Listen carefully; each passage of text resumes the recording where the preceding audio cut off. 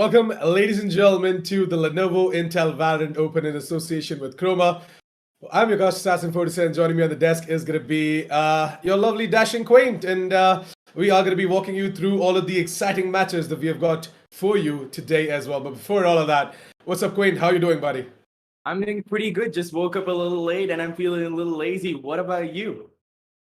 Well, definitely. I mean, some of these days are definitely the lazy ones. Yep. I hear, it's raining in most of the parts of the country as well. Actually, So yeah. most of the times when you wake up, you're like, I just don't want to wake up. I just want to keep sleeping. Exactly. Just But keep sleeping. Yeah. but at the same time, the action, right? The Valorant action, it just gets up and it just asks us to go ahead, get up, get ready, because we've got some exciting matches for you as well.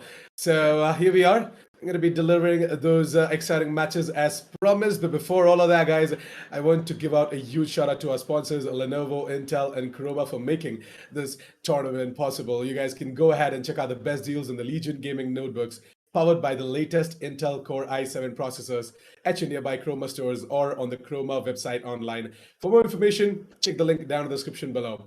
But yeah, you guys are definitely going to be wondering what exactly are going to be the matches for today as well. So, Quaint, what is the first match that we've got for today? The first match is a really exciting one because we've got Samurai Esports going up against Rampage. Now, Rampage is a team that I haven't heard of before, but then again, there have been underdogs in the scene before, right? But Samurai Esports, we've all heard of them. We all have heard of players like Excali, Wimp, and everybody. Sai. These guys are legends in the Valorant community. So again, it's going to be a really exciting match just to see how they play, just to get another day of their action, That's completely true. Samurai Esports, they're going to be putting out their absolutely everything, and at the same time, I'm expecting Rampage to do the same as well. We've got some interesting names coming out from the side of Rampage, which we are definitely going to discuss once we dive straight into the game. But before that, a little bit of a sneak peek on what exactly the map is going to be, and it is going to be Bind. So Samurai Esports, they themselves are big lovers of the specific map, and I'm pretty sure that they have got some interesting things to show us today. Yesterday as well, we started off the day with Bind, didn't we, Quaint? Yeah. The match between Enigma Gaming and Lost Blood, and Exactly. that kind of was a one-sided affair. But let's hope that today is not going to be the case. But even if it is, then I'm not going to be surprised, because Samurai Esports, one of the top tier teams in the country, and Rampage, they are not that heard of, but at the same time, I have a lot of hopes for them, because they've got some interesting names, which we are going to get to, because the match is ready. So why don't we quickly get straight into the game as well? Yep. And straight out the bat, it's just going to be around. I'm not really sure even about the names. I'm not sure whether you know anybody from Rampage. But then again, like I said, underdogs do exist. And if they manage to pull their strats out really, really well, this is going to be a really interesting match to watch.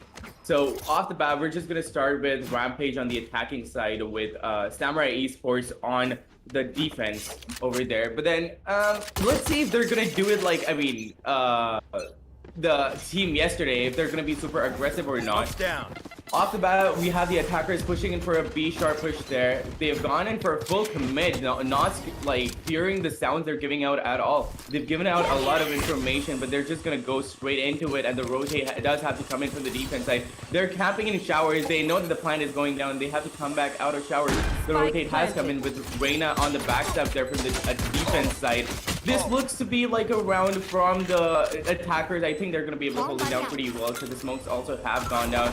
The visibility has been reduced, but that beautiful Boomba coming in from Excali there easily takes Ares out, and Sai gets another one and back Bukigami, and Caramel, however, does manage to take outside down to a 1-4 situation, but no, even he gets taken down by Blackhawk. That was a really quick round there. And honestly, I feel like Rampage is just going out and feeling their way around the map and feeling their way around how the Samurai Esports is going to be playing their rounds. Just getting a feel for how they're going to be playing, and they're going to be probably playing around that playstyle, That's true. There was a quick round coming out from the side of Samurai Esports, and as always, the guys are pretty much known for their retake prowess. And at the same time, I'm not really sure what happened there for Rampage. It was definitely an awkward 5 vs 5 retake, but at the same time, Samurai Esports with nothing but their utilities, right? Their abilities, they just did all the work for them. You didn't notice Excali using up the Booba in order to get that kill as well, and I'm not really sure why there was absolutely no one to help out that specific player as well, Yeah, stuck towards the UL's position. So these are some of the details that you need to be very, very careful about. And look at that nade! That nade is definitely gonna, ask Sai to get the hell out of that specific position, force him to further aggressive and get all of these frags. It is going to be Samurai Esports to sweep out the B-long position. Exactly. 2-0 on the board already. I mean, again, we can't really judge this early on in the match, but it's looking like Samurai Esports is going to make this a one-sided affair again, because we're seeing the strats coming out. We're seeing the aggressive playstyle. They're going out, having fun. Rampage is trying. I'm pretty sure they can pick it up on a later round in the match. Also, then again, I've seen a lot of people picking it back up on the other half, so that is there for being a possibility. They are going to go in probably for an B aggress over here. This is going to hold it down. That bot over there does try to he tries to get in a little bit of info with that bot. The owl drone does come in from the defense. They're trying to get a little bit of info for the defense. Bad boy Dicey over here waiting for that backstab, predicts it, but the boom bot does come in and does tag him for a little bit, and he's down to 79 points. Excali isn't going to the kill and does manage to get it, but Bukigami comes out at just the right moment and manages to instantly trade him out. It's down to a 2v4 situation.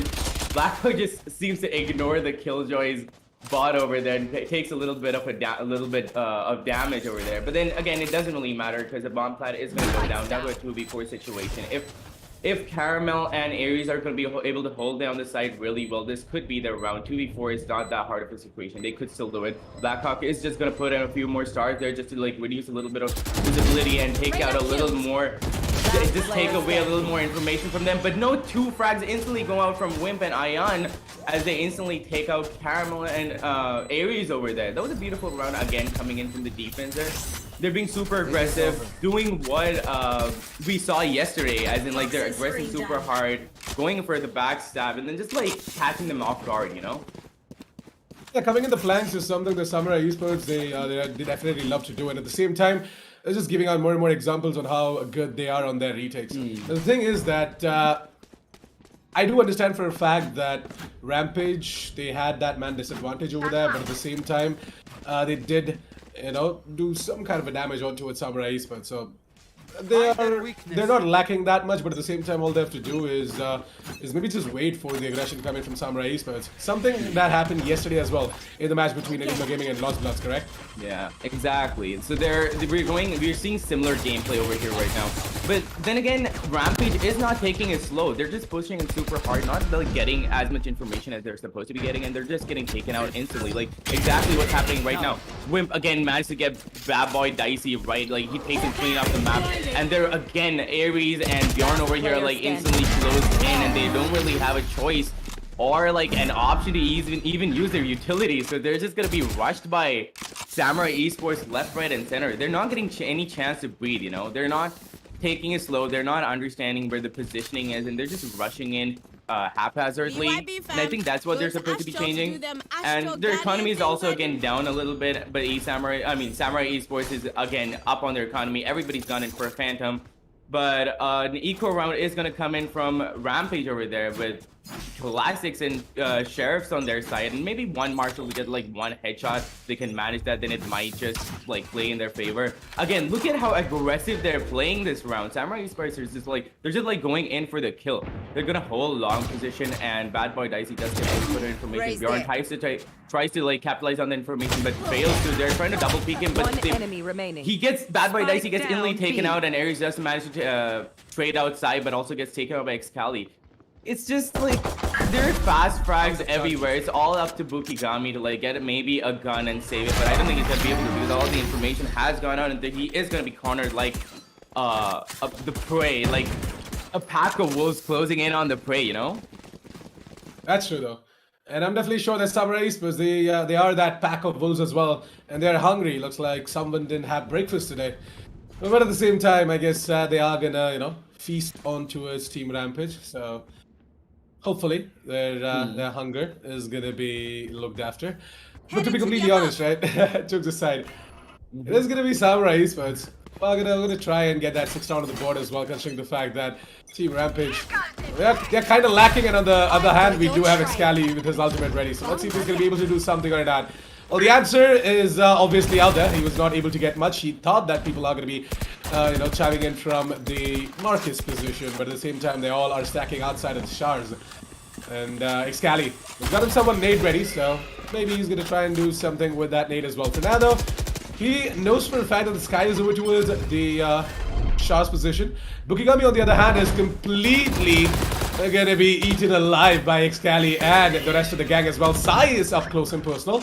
He's going to try and move out of the Shah's position. Going for a wide pick and get that frag as well, but never mind. Excali is going to steal it away once again. Excali, why the hell are you so hungry, buddy? What happened? Last player standing. Look at that. There are kills going out left, right, and center. But the problem is, I think that Rampage is supposed to play it a little slower. They should like play it a little more split up and like get a little bit of information from each side, because they're becoming a little more predictable now. So Samurai Esports are like calling it every time they're like pushing slightly into sight. They are rotating. They're not even waiting. They're just rotating and rushing in. And Paramount gets instantly taken out by Wimp there. So I think they're supposed to take it a little bit slower, play it a little bit split up, because they know that Samurai Esports is playing really aggressive, right? So that is probably going to play to their advantage, because once they start rushing in, they can just like hold their ground and start taking off the players one by one. But they're not really doing that. They have to understand and like capitalize on that. That's true. Maybe a little bit of a passive stance might work out for the side of Team Rampage, but the thing is that Samurai Esports is just attacking enemy front lines, right? They're just moving into their own. They're just moving into the attackers. They're in their element right now. Yeah, this is moving into the attackers' base, and they're just taking them all down one by one by one. Yeah. And, like it doesn't even matter to them right now, right? Like they're just going in and just getting their frags left, right, and center. Yeah, I don't blame them. Like, they just want to get over with it as quick as possible, and that is something that is because of the fact that Samurai Esports carries a lot of experience as well. They know their tendencies. They know what Rampage are gonna do. By the way, I really love how this guy is a fan of Vikings, and his name is Bjorn. Bjorn, yeah.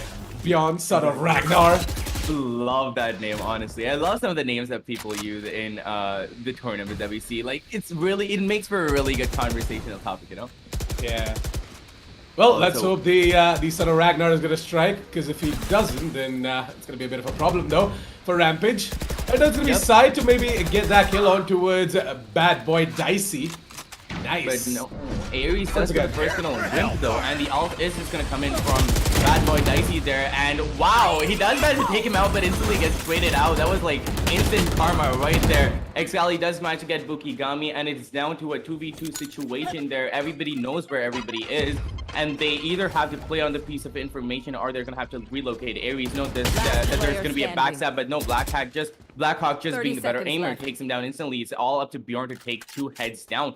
Is he going to be able to do it? He's really tensed up, and he's like cornered in on Hookah there. Now, they know that Samurai Esports knows that he's in Hookah. He's on 8 bullets right now and 72 points of health. He does have a Vandal, but if he's going to be able to make those shots, this might just be the round, but he fails to check that corner, and Excali is just there at the wrong place for Bjorn to take him instantly out. Yeah. Well, it looks like that for now, though. Odin is definitely not with him, because Bjorn did not see Excali coming right there, but anyways. He does not have supernatural vision, I guess. It's sad. Yeah, yeah. But what I heard, Bjorn definitely carries his father's eyes, so that's kind of sad. Exactly. Maybe he just needs a little bit of work. I mean, maybe a little bit of persuasion, maybe. Yeah. Maybe.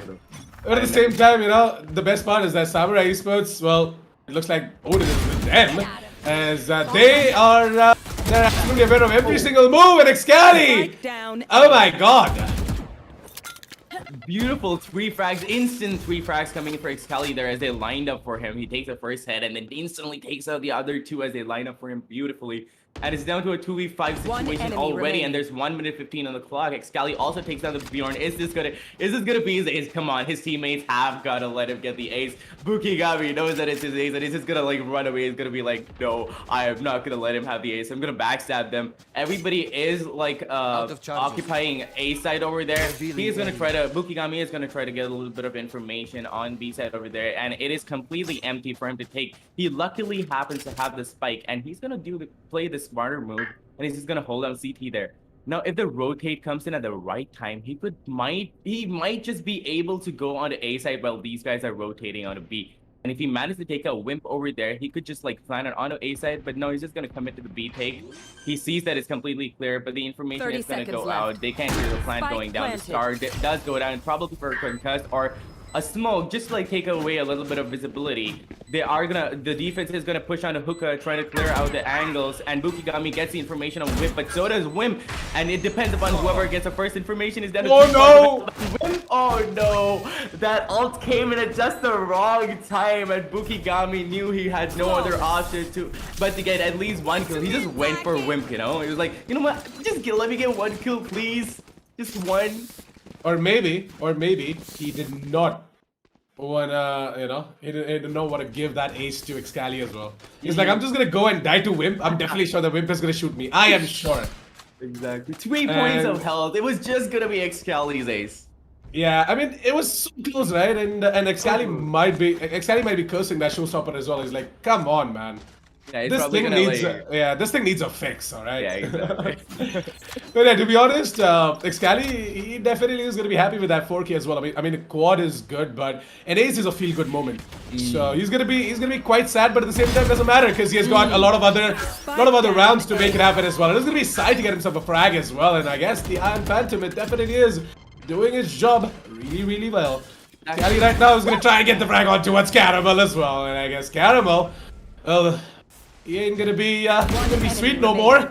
As Excali gets Excali has to calm down. That crosshair placement, those flicks, you know, it's not the attackers who are a Rampage. It is actually Excali who's on a Rampage. I know, it's a solo Rampage, honestly.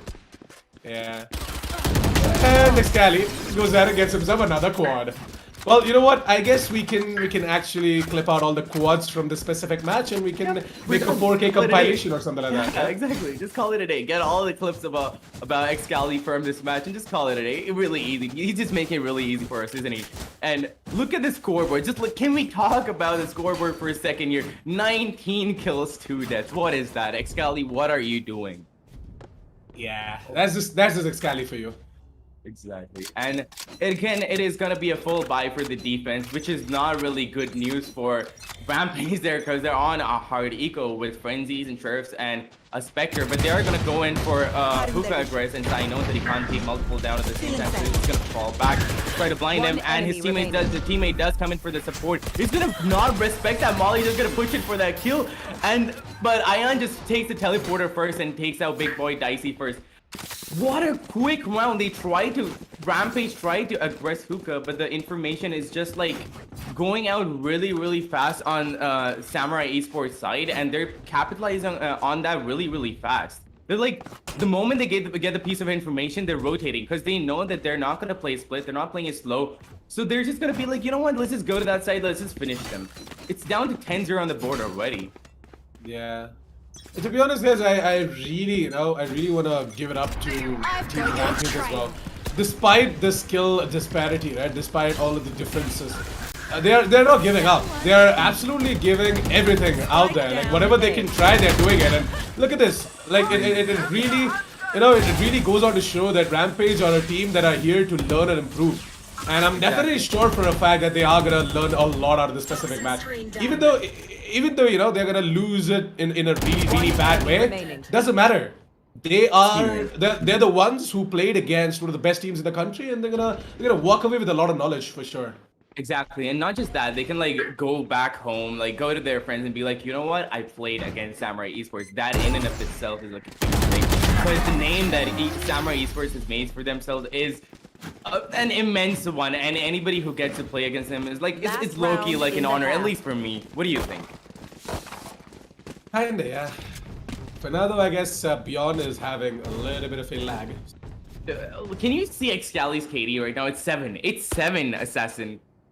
Yeah. 20, I don't even want to, take a glance at that because I don't know. I might just be like, hey, Excali, want to join? Yeah, honestly, let's carry us. Yeah, want to join me on a one-on-one because I really am in a mood to get wrecked. But anyways, like Excali is just him, dude. It's just him. and he's actually really, really good when it comes to the fragging department. This will be exciting to once again get that halt in, and that's gonna be a kill for him. Looking for the second one as well. Looks like the Cannibal is just running away. Cannibal, doesn't he realize? Hello, headphones? Oh, never mind. Beyond. The son of Ragnar is gonna fall, and it's gonna be so bad. He's gonna be cursing all the gods right now. What the hell? He just pulls out the ultimate dice to the paint shells. This is just... Yeah, that's just like an F moment right there. I feel really bad for them. They're trying their best though, and that is what I appreciate. Because they're not giving up. They're not backing down, you know? They're just going at it round after round. They're not losing confidence either. I mean, confidence maybe, but they're not losing hope. That's what I mean. And to be honest, I've seen, again, insane comebacks, but it's down to a 12-0. I'm pretty sure their momentum is gone. Their confidence has been broken, and I don't see them really coming back from this, but I've seen miracles happening before, and I've seen people like making comebacks. At least if they get like a round or two onto their side in the defense, it's going to be something to write home about. So they're probably going to go for that. They have to play it slower, because Samurai Esports is playing it really, really fast. See, like, they're going to go in for a short aggressive right off the bat. They know that their aim's going to be on point. They're going to be super confident. The information does go out. Dicey does see Excali coming in at full force, and he's not going to be scared, and he gets taken out by both Excali and his teammate there. Bukigami does manage to get Sai out and Excali at the same time. Ares does get taken out by Blackhawk, down to a 2v2 situation right now. As I'm speaking, another kill goes out, and no, like I said, not even one round. That was a really, really quick round, and they were having fun with it. Samurai Esports just blew it out of the water, you know? That's true, and Samurai Esports is going to be very happy with the performance that they put up as well on the screen in front of you guys as well. But at the same time, Rampage, I kind of feel really bad, but at the same time, I know for a fact that they are going to learn and improve. They're going to come out on top once again in another tournament. So looking forward to that as well. Team Rampage, you guys had your moments as well, but at the same time, it was just Samurai Esports. Yeah, we're waiting for you, honestly, Rampage. Yeah, exactly. Samurai Esports was just a little bit better, and you know, to be honest, I feel like Rampage, they do have a lot of potential. All they need is the right amount of synergy, coordination, and guidance. So once they get that, once they get the experience as well by playing a lot of these tournaments, competing again and again and again, see, giving up is not an option. All right, so please don't give up. Go ahead, keep working, keep grinding, and I'm going to be seeing you guys in the future tournament as well. Exactly. But let's quickly jump straight into the match highlights as well and see what exactly happened in this specific match. I mean, there's not really much to talk about, but yeah, we're just gonna get that ready. Don't worry. Like the match highlights, right? There's not really much to talk about, or maybe that specific screen was an indication to that as well, that there's not much to talk about. But yeah, jokes aside, Samurai Esports, it was a clean sweep coming out from them as well. Yeah. Like they just running around the map. It was like a deathmatch server for sure, and I guess Samurai Esports were just trying to warm up for their bigger games for the rest of the day as well. Yeah. And that was definitely shown in their style of play as well. Like Scally was just running around the map along with Sai. They both were just fragging their minds out, and it was really a pleasure to see Sai on the Reyna as well, because you usually don't see him pick up a Reyna that often. Yeah, exactly. And honestly, I honestly want to talk about the KD that Excali had. He had a KD of 8 at the end of the match. 8. I don't get kills as much as his KD is sometimes. You know, I have my bad days, but he had a KD of 8, 25 kills and 3 deaths. That was an amazing thing coming in from Excali, and he was like, you know what? My teammates, he just like looked at his teammates and he's just been like, you know what, you guys can chill. I'm just gonna handle the rest of this match. I'm just gonna like have fun. He just like went all out. He went at it. And yeah, again, like you said, Rampage, really good team with really good potential. They just gotta like work on their communication a little bit. Maybe like just keep practicing and keep coming back. We are waiting for you. We know you've got the potential. We're just waiting. And also maybe consider investing in better headphones. Cause like that killed over there, like went in for the hard ignore. It's like went down showers, you know. And yeah, as we're gonna say that, we're just gonna go into the highlights again real quick and just gonna show you what happened there, just go through an entire recap. But again, not much to talk about because it was like a clean sweep with Excali doing much of the brunt for it, like brunt of the work, and just like taking out heads one after the other. And look at that, like it's just Excali going out super aggressive, taking a Spectre and spraying everybody down. Look at that, look at that. That's right. I mean, Excali was just maybe he was definitely on a rampage. We did talk about this before as well. And throughout the highlights, you're just going to be seeing a fragathon happening left, right, and center. Everyone is just so greedy for some blood as they're just running around and they're just taking each other down. Sai had his moments as well with the Iron Phantom. He absolutely wreaked havoc. And Rampage, they had some of the good moments as well for themselves. Like when the Sky was giving out the flash, there was always Bjorn as well, son of Yeah. Ragnar, to try and capitalize on top of that. But yeah, the son of Ragnar did get taken down right here in that specific clip. So there were good moments, there were bad, and this is just a game. So you are definitely going to be seeing quite a lot of that. Excali, man, as Quain did stress on this enough, I'm just gonna quickly glance over it. Excali had one of the best days as well. I mean, got multiple quads that specific game, multi kills coming left, right, and center, and the guy was just nailing heads onto the wall as well. Honestly, yeah. But yeah, he did have his lull moments, by the way, where he most of the times just didn't get that showstopper connected as well. Talking about the showstopper, it did connect in this specific clip, by the way, and he was able to get himself another kill. That was a little moment for Bjorn, on the other hand, where he pulled out his ult and got taken down by the paint shells. But yeah, with And that said and done, I guess that was pretty much it for the match, Alex, as well. You had something to say? yeah, honestly. And again, there's not really much to say about this because Samurai Esports just like had a clean sweep. They didn't really need to do their homework. They were like, you know what? Let's go into the tournament. Let's have a little bit of fun. Let's just like play like a frag game. Let's play a death match. And that's exactly what they did. They had their fun with it. And Excali didn't even let his teammates get any kills. He's like, you know what? I want my KD to go up. He just kept going at it and at it. And Yep. yeah, again, like you said, it was really fun watching Sai playing Wayna because he doesn't normally do that. And yeah, that was a really fun match to watch, but it was kind of one-sided. Rampage again. Really sorry for what happened, but Experience does count. And Yeah. again, we're waiting for you to come back in our future tournaments. There are going to be a lot. Nobody's going anywhere away from with the Valorant, are they? So you just got to keep practicing, keep going at it, and just keep coming back. You know, so that's like, what do you think about this? What do you have to say to Rampage? I mean, see, Rampage, they definitely have got a lot of potential. You could see that in their Yeah, gameplay as well. In terms of the aim department, I'll say they need a little bit more practice. sharpening. They need a Mhm. little bit more sharpening done on their aim, and I guess there are a lot of other basic stuff as well that they need to figure out. As in, calling shots, making mid-round Mm, calls, mid-round rotations, and just having that coordination as well while you're using the exactly. abilities. So some of the times I did see Brimstone or Sky just using up their utilities, but at the same time there was absolutely no one to capitalize on top of that as well. So these are the little things that you need to be very, very careful about, Mhm. because abilities and capitalizing on top of them is a very, very crucial part in this game called Valorant. So you absolutely can't afford to waste any sorts of utilities or abilities whatsoever. So if you're using something, better make sure that it doesn't go to waste. Better make sure that in one way or other you Counts. capitalize on top of Mm, that ability that is being thrown or being used as well. That you could definitely learn a lot from Samurai Esports, by the way. Despite them just having a chill session in the specific match, they were just having fun by getting kills left, right, and center. You could still see the coordination, the right amount of utility usage as well coming out from them. So what Rampage can do is rewatch the WOD, rewatch what exactly happened, yeah, and rewatch it from their own perspective they're on. as well as watch it from Samurai Esports' perspective. What exactly they were feeling, what exactly they were doing, how Yeah. exactly they were, getting all of these frags left, right, and center. So if you try and figure that out, then maybe it will definitely help you out in future tournaments against better teams. So that is something that they definitely should do. Rewatch the words because it's very, very important. And, True. it helps you grow as a player as well.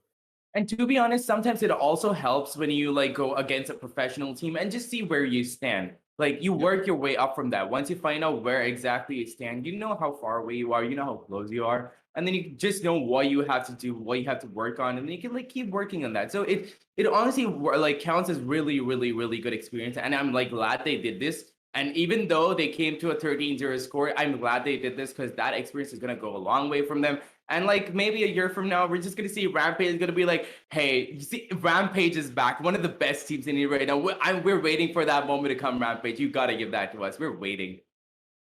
Absolutely.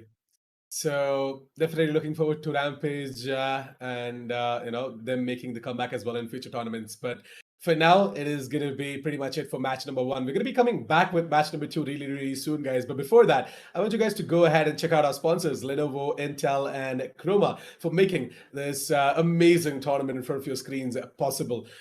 Do check them out using the link down in the descriptions below. You guys can find some great deals on the Legion Gaming notebooks at any of your Chroma stores nearby or on the Chroma website online. They are powered by the latest Intel Core i7 processors, which are really, really fast, by the way. They're gonna make you one of Samurai Esports' members as well. You never know, in the future you might be able to compete professionally as well with that added extra performance with the Legion Gaming notebooks. So check all of that out using the link down in the description below, and we'll be seeing you guys after a short break, coming back with match number two. So stick around, don't go anywhere. We'll be right back.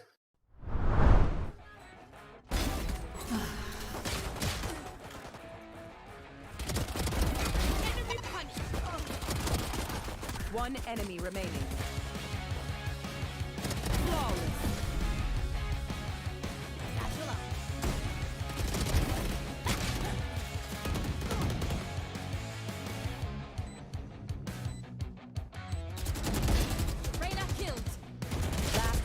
Standing.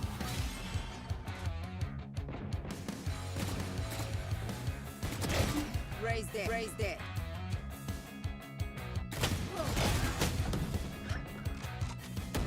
You should run.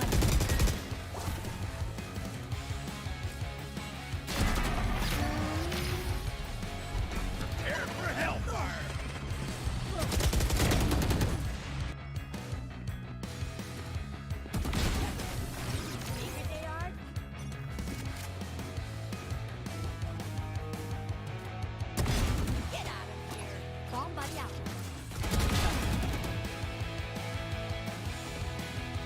One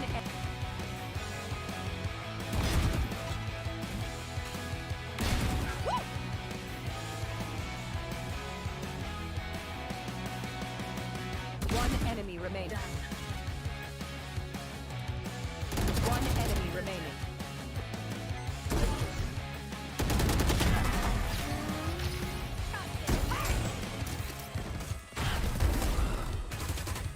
Spike down A.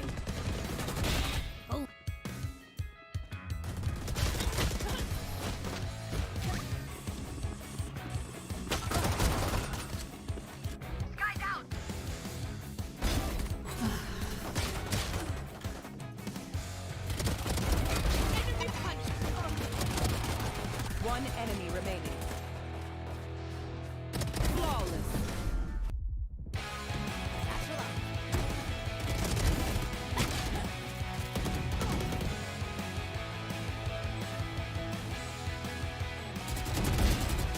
Killed. Last player standing.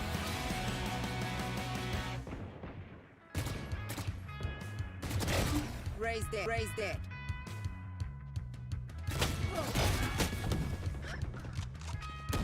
You should run.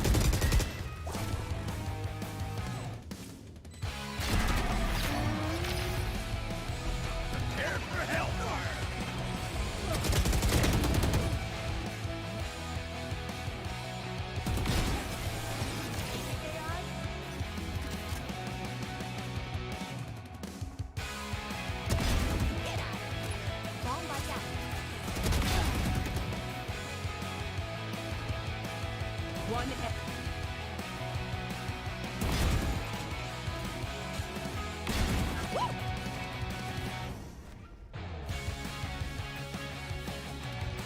One enemy remaining.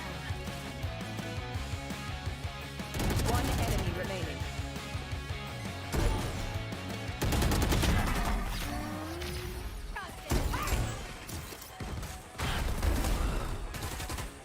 Spike down A. Oh.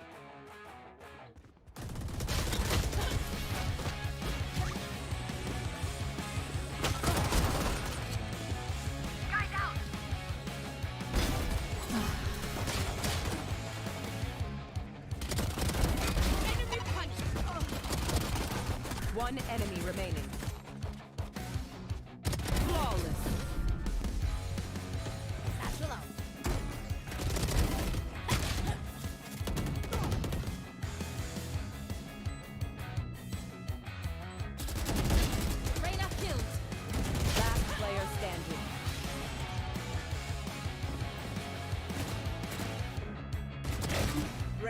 Raised it.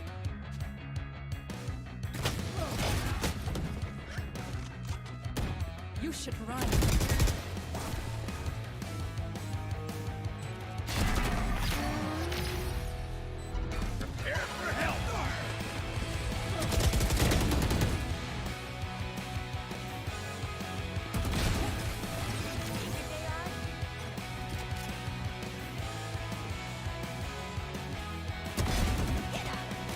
Bomb buddy out.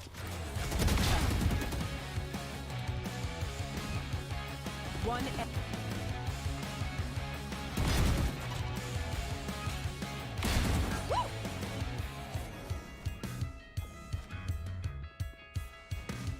One enemy remaining. One enemy remaining.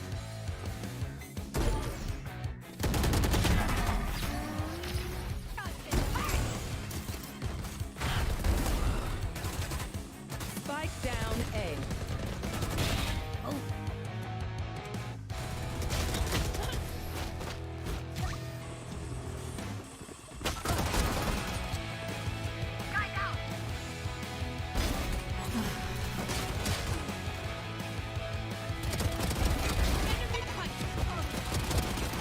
One enemy remaining. Flawless. Satchel out.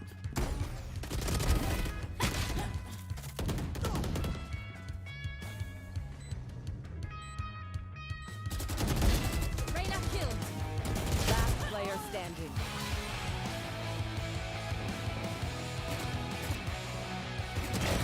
Raised it. Raised it.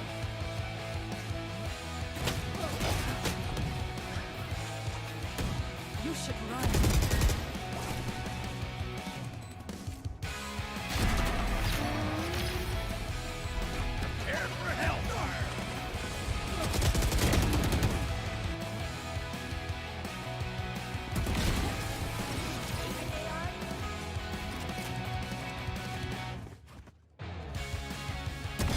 Get out of here. Bomb buddy out.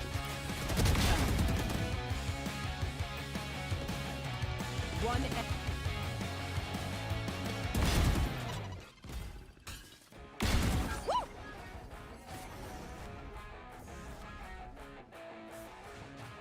One enemy remaining. One enemy remaining.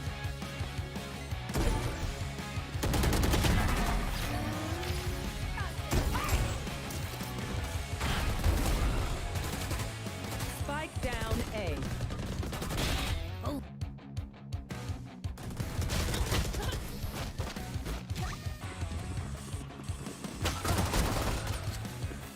Sky down.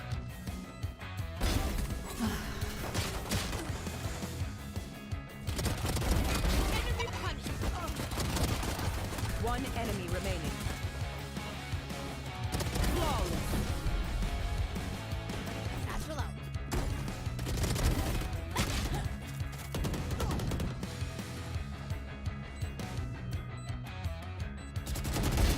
Reyna killed. Last player standing.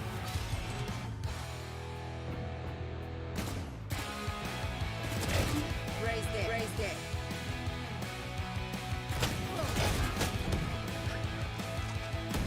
You should run.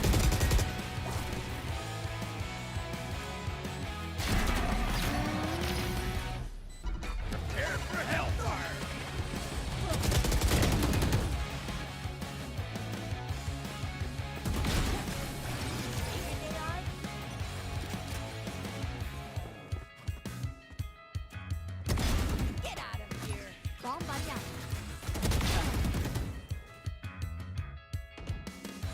One.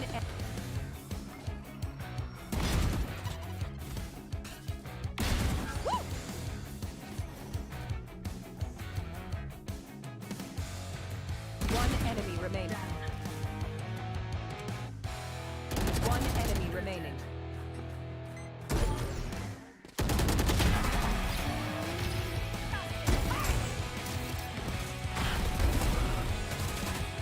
Spike down A.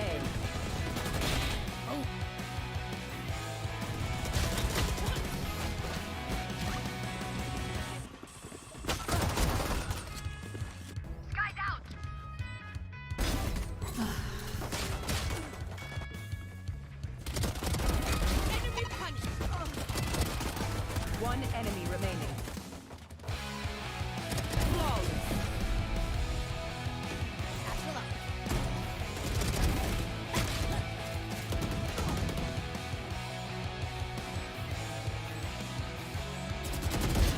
Reyna killed. Last player standing.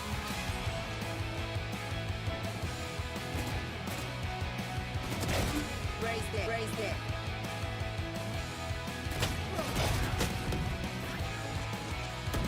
You should run.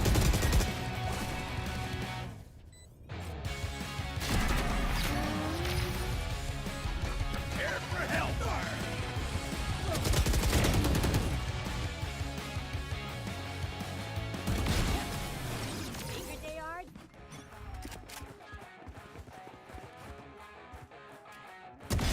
Get out of here. Bomb buddy out. One.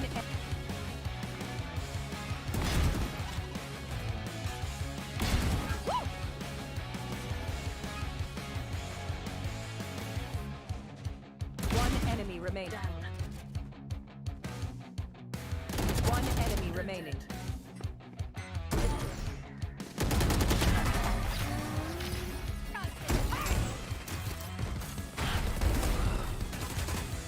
Spike down A.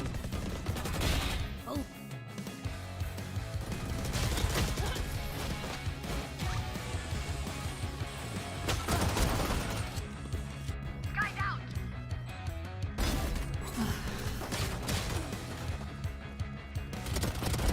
Enemy punch. One enemy remaining. Flawless. Satchel out.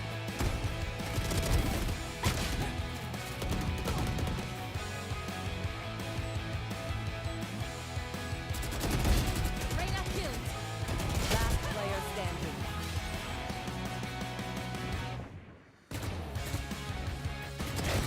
Raised it. Raised it.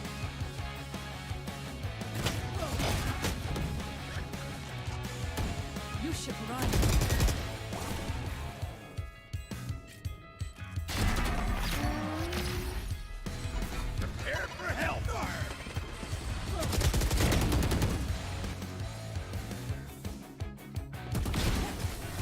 Figured they are.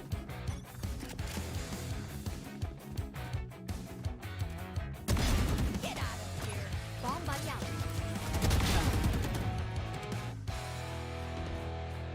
One.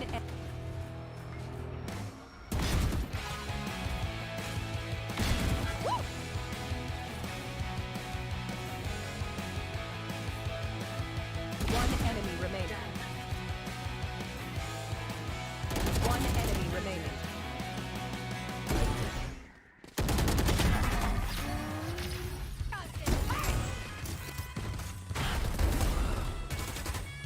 Spike down A.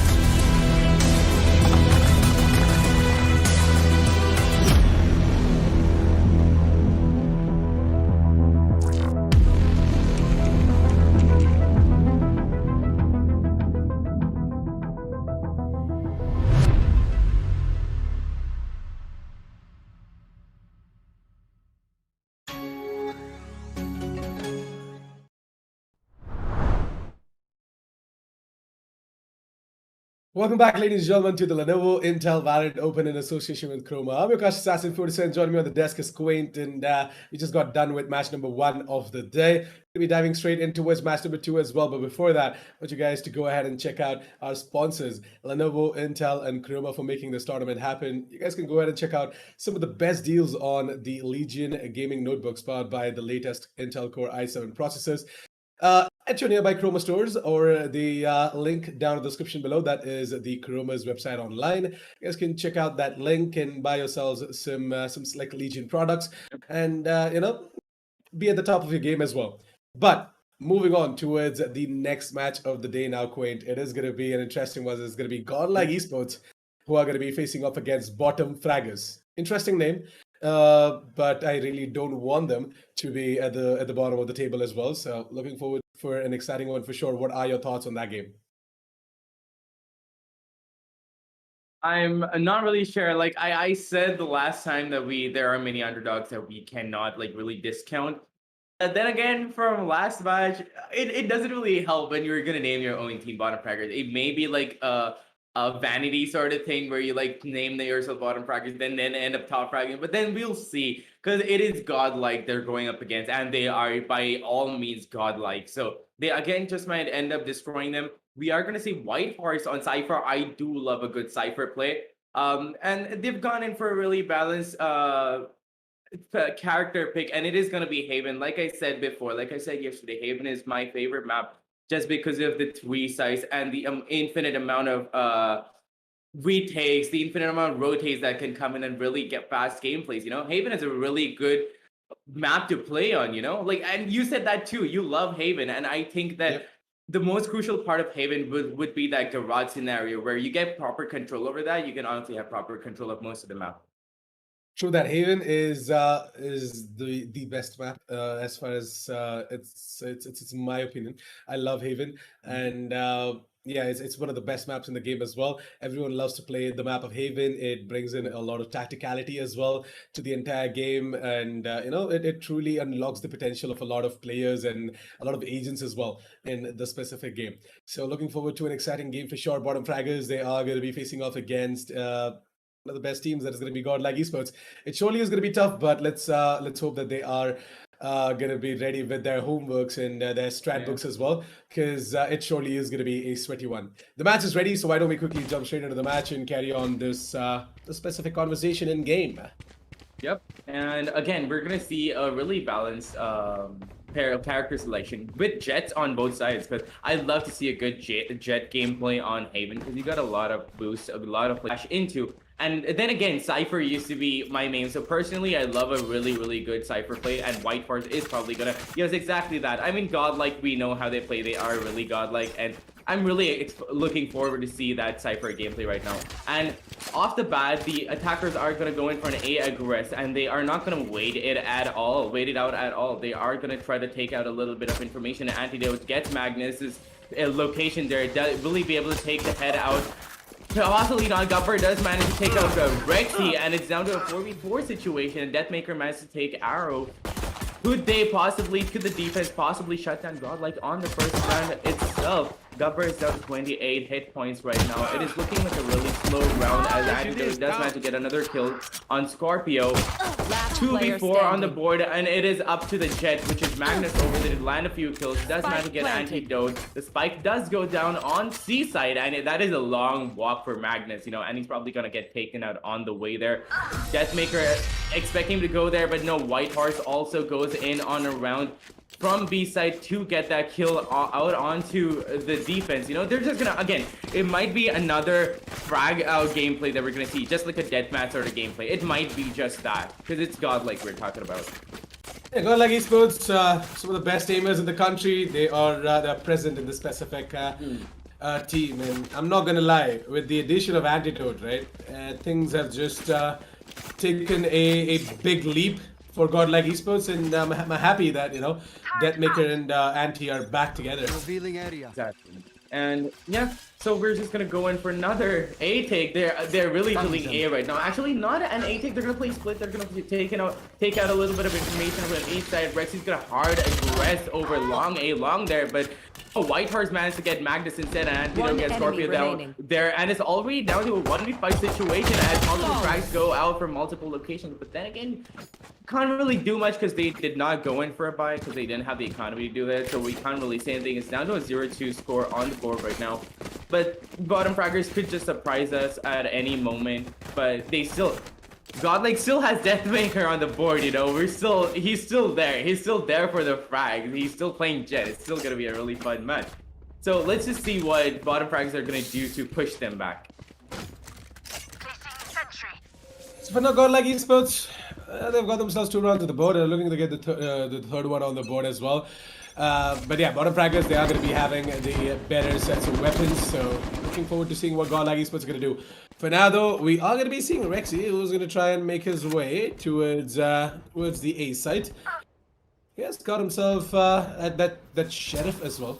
So Magnus. Not Sheriff, my bad. Oh, Spectre, my bad. Yeah, kind of got a little bit confused over there because a lot of things are happening at the screen at the same time, and things are getting a little bit too chaotic because Detox just got himself a frag on towards Heaven. I've got no idea what Heaven was trying to do towards the B side. Maybe he's just trying to, maybe he's just trying to get something done alongside Deathmaker. Rexy does take down Detox, so it's going to be all down to Magnus in a 1 versus 3. And it's not like bottom fraggers are not being able to do anything at all. It's not like coming down to 1v5 situation, 2v5 situation. They are managed to get a few heads, you know, out there. So again, we can't really discount them. They could really make a comeback. They could start getting rounds onto the board again. But they're just like it's the rounds are going out so fast, and it's really becoming hard to talk about it. You know, like they're going at it, and Godlike is just shutting them down every round. But then again, it is the attacker side. On the defense, they have to play their rotates, and their defense is a little stronger. So we shall see. Bottom fraggers could like make it out on the defense side too. As we're gonna talk about that, Godlike is gonna go in for another balanced push over there. They are not gonna commit to any site, but then a little bit of information already has gone on the A side. Godlike Antidote is gonna go in for that ultimate to get a little bit of information. They are gonna be, the defense is gonna play it safe and back out of the site to let them take control of the site and then get going for a retake. And Gupper does manage to get Rexy down, but Deathmaker has gone hard into the side and is taking heads out left, right, and center and takes out 2 in 1 Ghost magazine. He didn't even have to reload, and then he picks up a Spectre, and he's probably gonna get a few more heads, but Antidote does get taken out by Magnus with a Sheriff, no less. Is he gonna be able to get a few more frags? No, Deathmaker is there to instantly shut him down to a 1v3 situation. Is he gonna be able to make it? But no, Deathmaker just says no, and he shuts him right down. Another fast round coming in for Godlike there, and if this keeps up again, Assassin, it's gonna be a 0-13. Okay. You just jinxed it, so now it's no longer going to be a 13-0. We are now going to be having a flawless victory for Godlike Esports. The Costos curse is already coming, guys. And trust me, no. It is going to be at least 1 round going into the favor of bottom fraggers. Yeah. And honestly, and if you guys wanna blame someone, it's @Quain. Oh wow. So, okay, cool. Yeah, you guys can @ him on Instagram. He's gonna provide it to you as well, so you guys can send all the hate comments over there. Wow, But yeah, just kidding, guys. Don't do that. This guy is it's gonna be flooded today. It's all because of you, Assassin. no, you jinxed it. So. Anyways, just that guy. It's gonna be Magnus, by the way, to get frag, to get that opening as well onto his Godlike Esports. But look at this, Godlike Esports is coming out with the instant trades as well, and this is Godlike's speciality as well. Right? They just never fail to entertain when it comes to getting all of these frags on the board. It's gonna be Deathmaker to finish it off in style with the Blade Storms. The Kunais are gonna be moving into the body of Mr. Gubber. It's just gonna split him apart from inside. So 5-0 as bottom fraggers. They are gonna eke out a bye once again, and if they are gonna go ahead and force buy every single round, then it's gonna be trouble for them, by the way. Exactly, and Deathmaker seems to be having a lot of fun. Again, I really like to, whenever somebody's top frogging, I really like to look at the KD. And can we talk about Deathmaker's KD there? Assassin, can you like for a quick second just look at the 9-0 on the board there right now? Anyway, he's gonna. The guy has a KD of 9, that's right. I know, yeah. And that specifically, sort of explains his economy as well. 9,000 crits. The guy hasn't even bought anything. He's running a Ghost. Wow. I know, right? And such confidence, much wow. Such confidence, much wow. Better, like, could not have put it better myself, honestly. And the defense again is not. They're just gonna play it really spread out. And whenever like Godlike is pushing onto any site, they're just playing it really defensive, backing out, which is honestly a wise thing to do. And that is probably why they're not losing out really quickly. They're still managing to take out a few frags. But then again, the flags are also coming in, but they are anticipating that. Spike Scorpio does planted. manage to take down Antidote, but Deathmaker's there to instantly take him down for him. And White Horse takes player Detox standing. out. Gupper over there being really confident in pushing and going in for that flank, but they gets instantly taken out by Rexy. All down to Arrow right now. Is he going to be able to do anything? Their Godlike is becoming really lousy, and honestly, they're giving out a lot of sales. But Whitehorse is there, just roaming around the map, searching for Arrow, and just finds him at the right time. Just like points and clicks and deletes him from the server. It's looking like another really good match for Godlike, as was expected. But then again, you said that I jinxed it, so I'm waiting for that 1 round or 2, or maybe even 3 rounds to come onto the board for bottom Fraggers right now, because they're still managing to hold their own against Godlike. You know, that's a really good thing. Yeah. But to be honest, bottom Fraggers, right? As I said, force buying every single round is gonna be a sort of a nightmare for them, and that is exactly what is gonna happen as well. It's gonna be a nightmare. They're no longer gonna be having the money to go for that buy.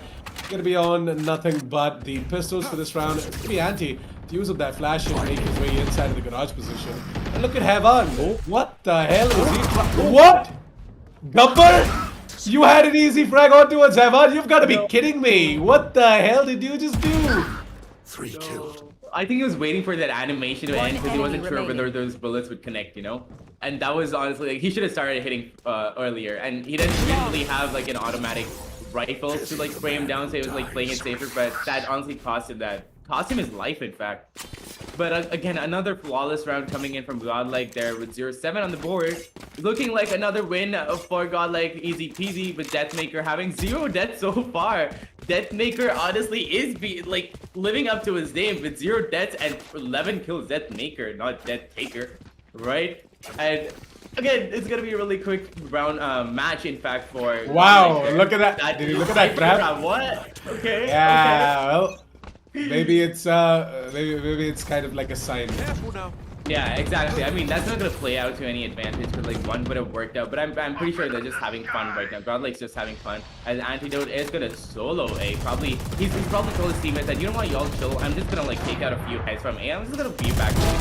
And everybody has gotten for that Odin take, but Whitehorse is there to take him down instantly with like just 2 to 3 bullets, and the ult does go in. They have all the information they need to shut down bottom Fraggers, and it is down to 2 players on the bottom Fraggers side, and they are on the match player advantage. standing. And Rexy picks up the Odin and takes Detox down. Ouch! Ouch, Rexy, why do you have to do them like that? Why? Oh no. He At had the the same ban time- though. At the same time, finally, I'm gonna be seeing, you know, Deathmaker picking up a gun as well in this specific match. Like till now, he was just using the ghost. I thought that he's on a ghost only challenge or something like that. You never know, you know. Sometimes these players, they're just like, hey, to all my fans, what do you guys want to see today? They might go like only ghost. Yeah, that's the only ghost challenge by Deathmaker. He might even bring out some content on top of that. You never know.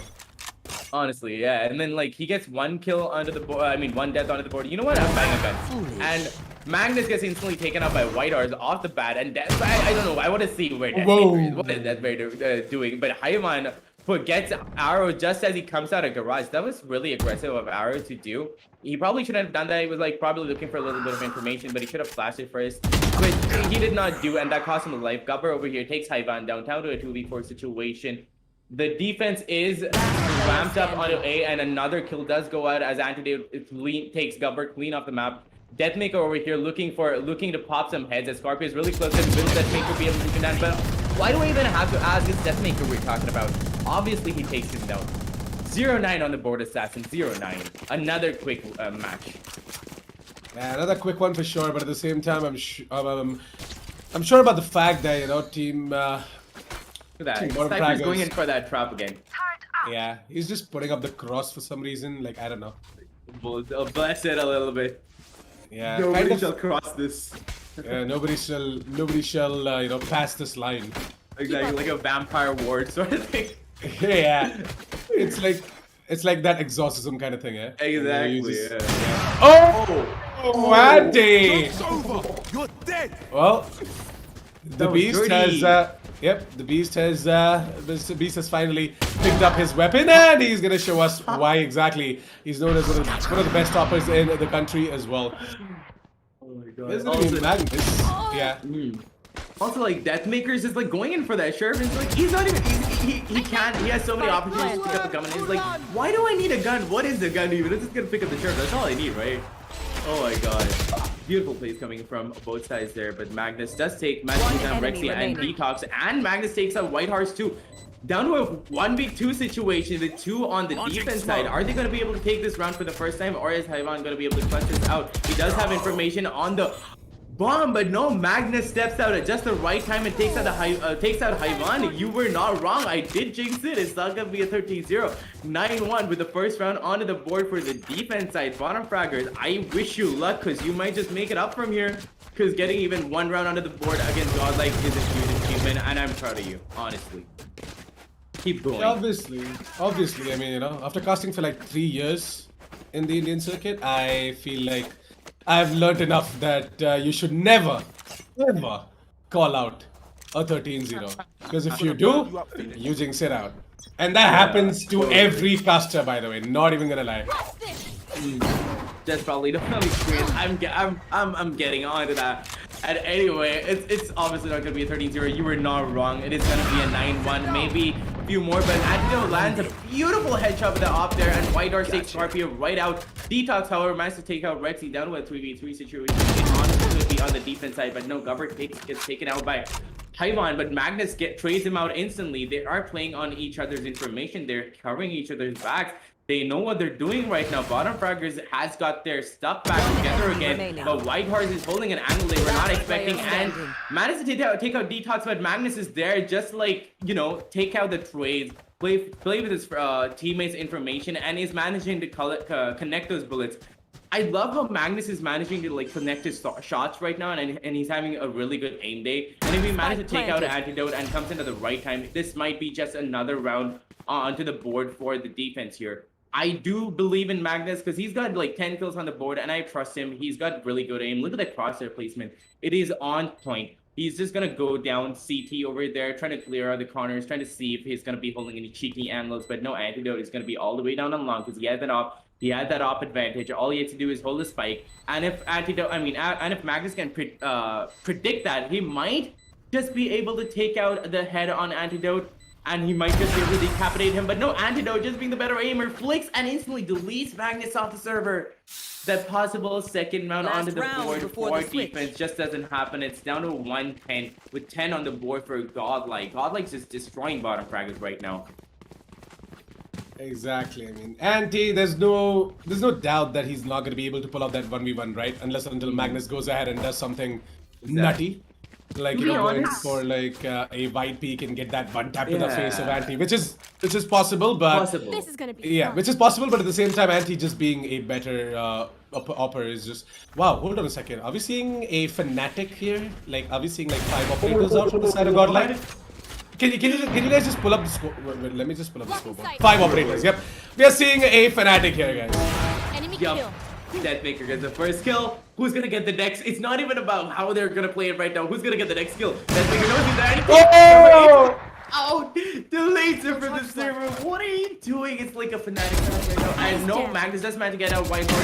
He knows that they're gonna push up your rise, but doesn't manage to connect his shots and gets instantly taken out. Now a 34 situation. The Phantom's just being better close range. He manages to take out Hyvan.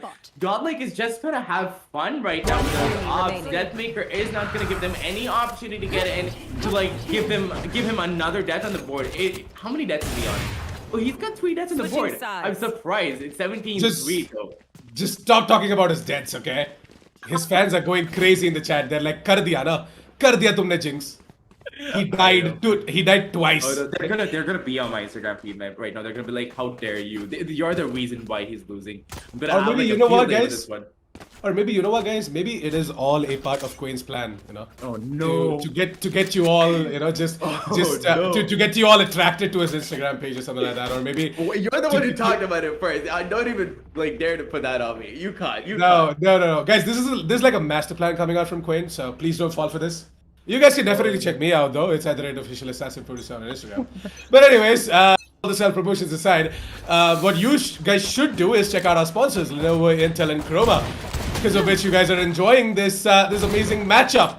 Right now, it's gonna be Godlike's Death Maker, right? With that beautiful Reaver Sheriff. I love that, by the way. I swear. That is one of the most beautiful sheriff skins in the game, including the Ion. I'm not gonna exclude that out of the entire thing. And yeah, the attackers are gonna go in for an A aggress again. I mean, I'm sorry about the again. They're just going at it for the first round. But then Godlike has gone for like an entire sheriff loadout because they know they can land the shot. They know they're confident, and they're just gonna like connect headshots left, right, and center. And they're gonna shut down the defense just with like one taps across the board. It's up to Gubber to like get one kill and leave this match to do that. He can build up the economy for his team, but no, he gets taken out by Hayvan. A beautiful round coming in from the defense there, as was expected. It's down to 1-12, and it is the match point. Oh, look at Rexy with one hit point on the board there. Like, he's just like 1 health.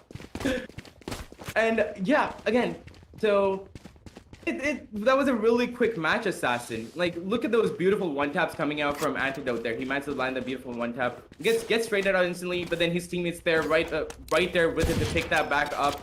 Managed to get those one taps and shows the audience exactly what they came here to watch, you know? Like that beautiful gunplay, the beautiful curve, 1D, you know? And they are gonna go in for an anti-martial loadout with Hayvan being the only one on a judge. Are they gonna be able to capitalize on that? They have to play long range, or they're gonna have to go in for no scopes, which he is doing, like just spamming out mid, and the defense is gonna spread out again, be a little unguarded because they're probably gonna go in for that retake. How do you think this is gonna pan out, Assassin? I just want this to definitely pan out in the favor of team bottom fraggers. I want them to, like, you know, sort of put up some sort of a resistance, but it looks like that they're not going to be able to do that, man. It's just going to be the shotguns and antis Marshall to just take all of them down. They have brought it down to a 3 versus 3. I guess they might just be able to take down Deathmaker as well. Oh, magnets! Right.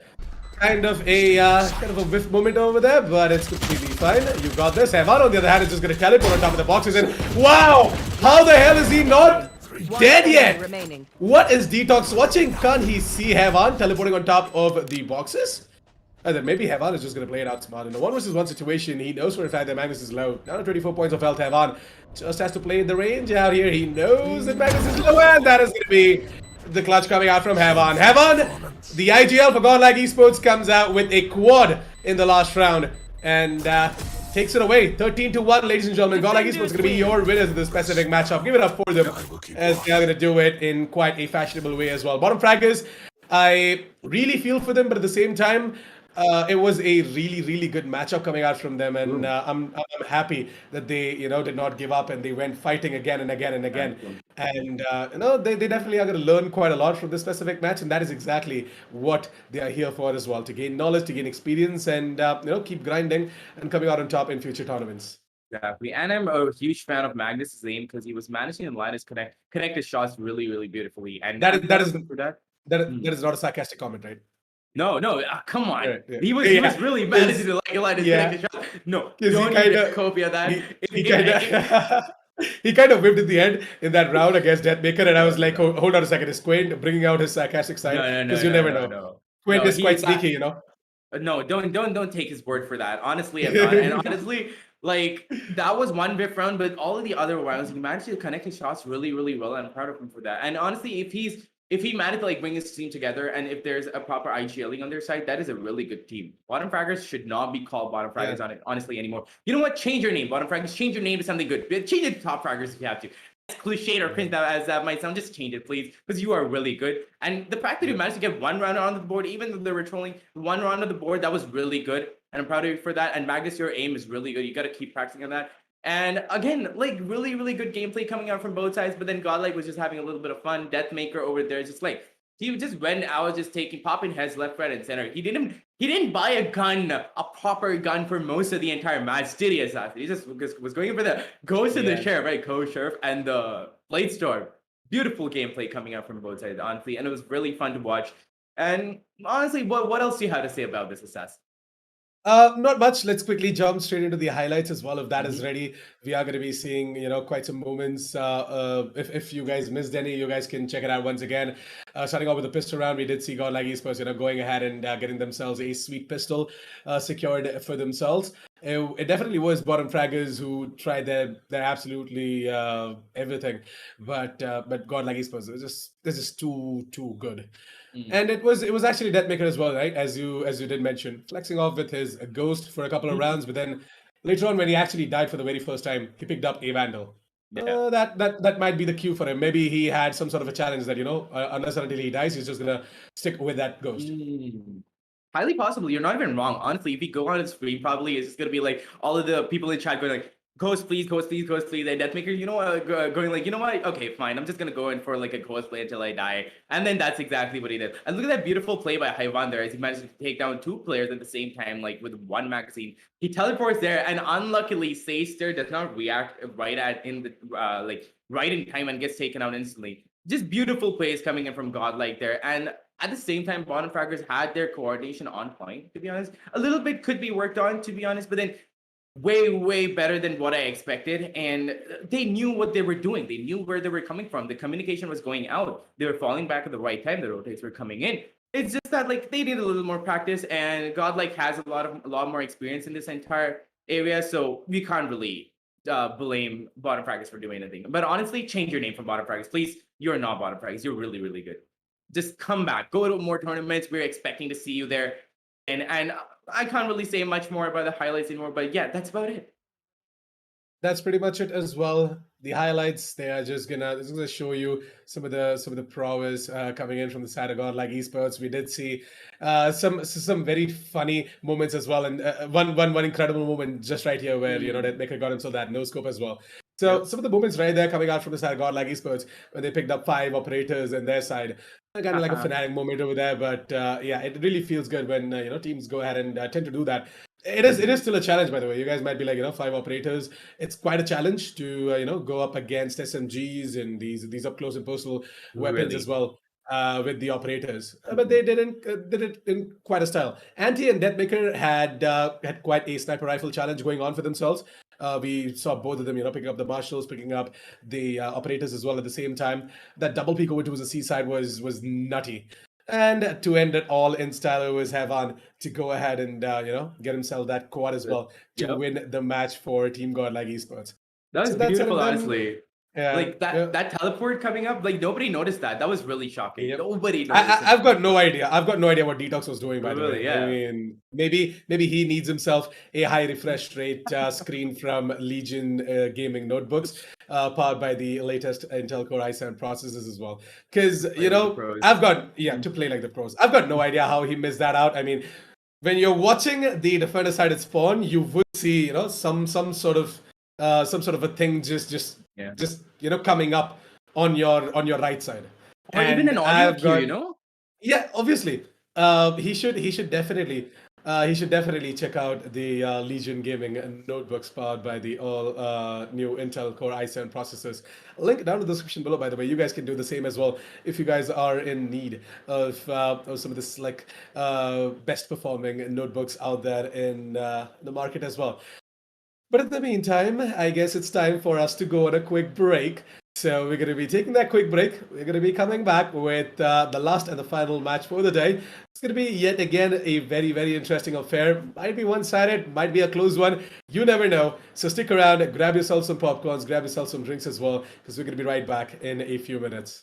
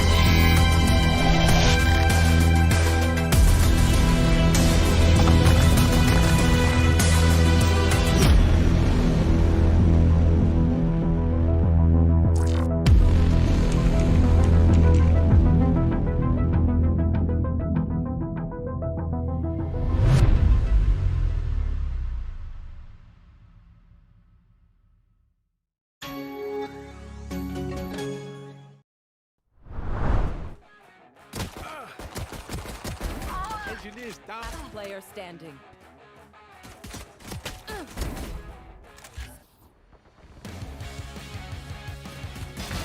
Nailed it. Here. Give me the. We tend to dust. All life. Last player standing. Outrun.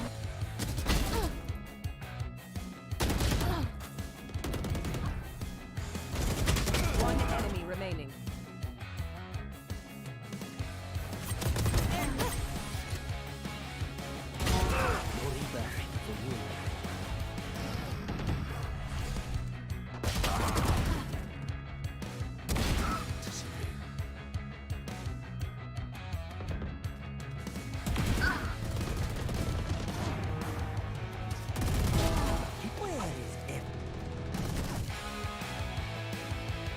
Last player standing.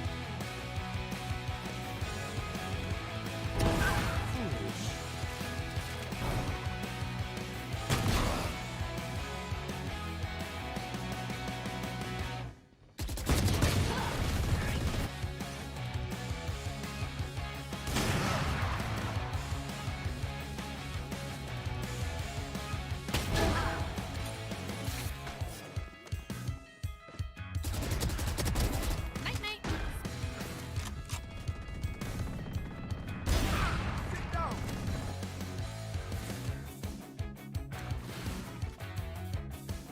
One enemy remaining.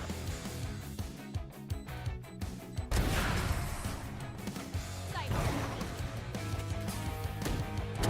Enemy kill.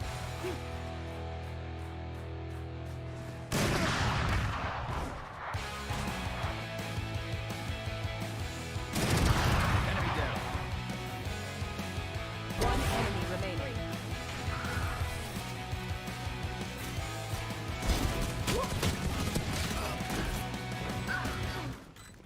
One enemy remaining.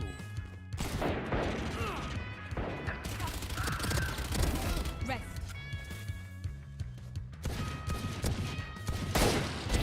Oops.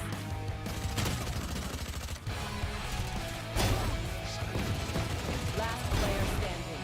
One enemy remaining.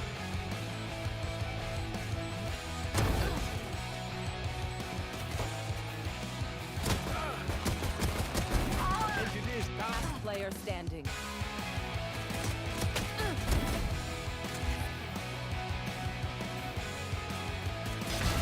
Nailed it. Here. Give me the. We tend to dust. All life. Last player standing. Outrun.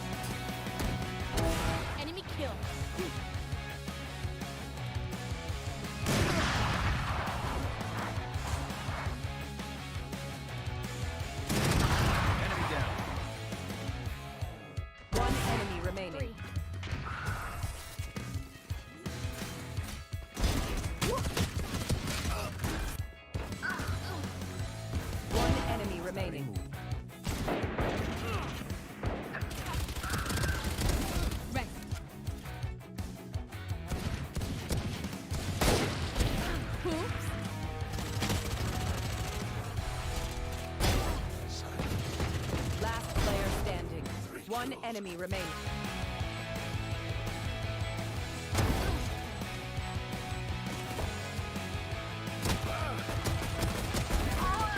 Last player standing.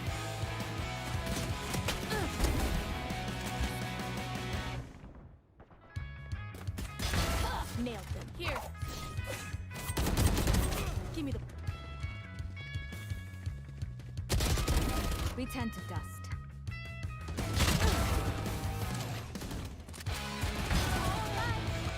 Last player standing.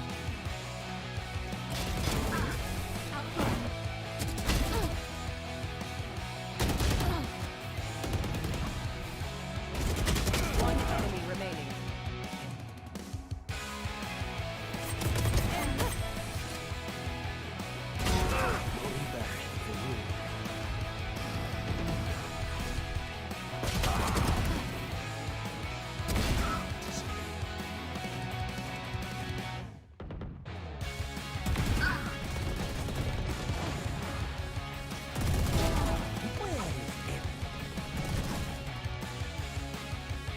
Last player standing.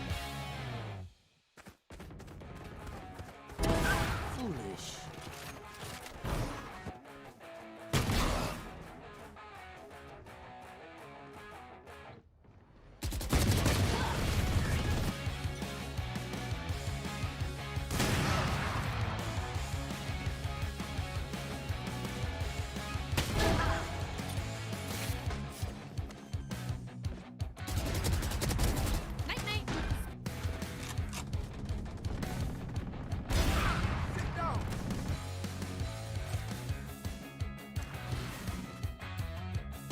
One enemy remaining.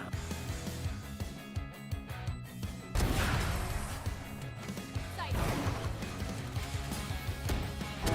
Enemy kill.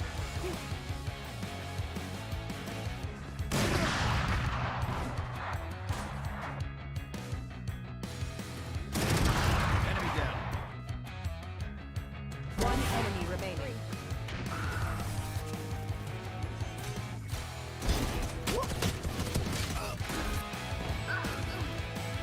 One enemy remaining.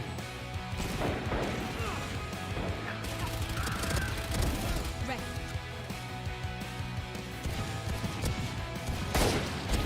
Oops.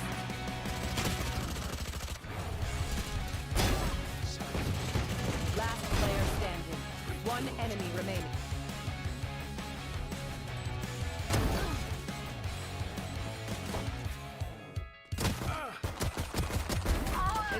Last player standing.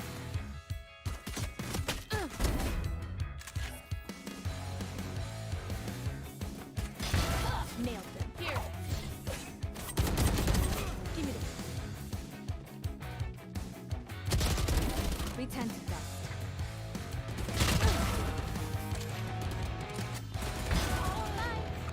Last player standing.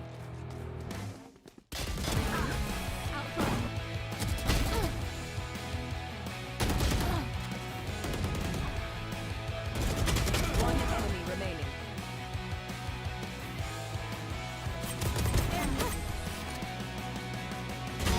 No rebirth for you.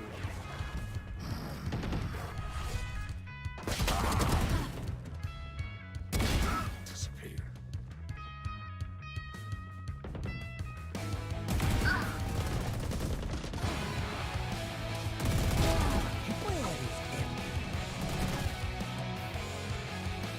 Last player standing. Foolish.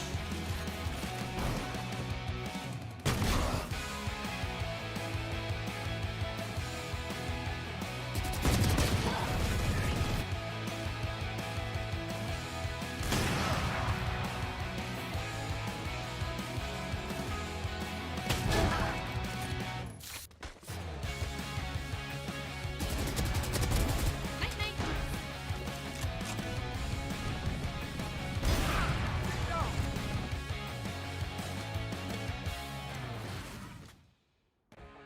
One enemy remaining.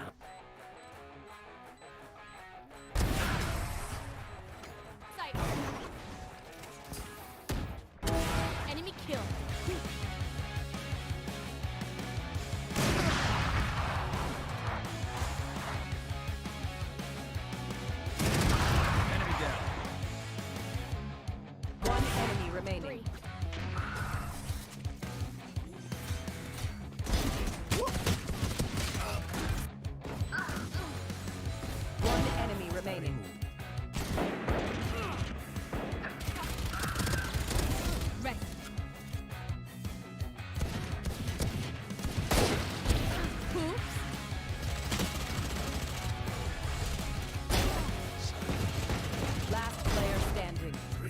enemy remaining.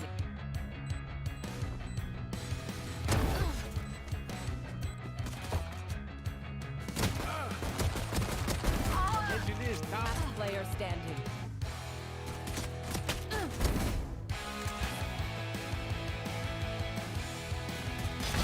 Nailed it. Here. Give me the. We tend to dust.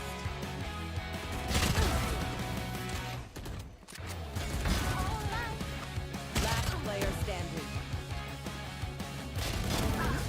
Outrun.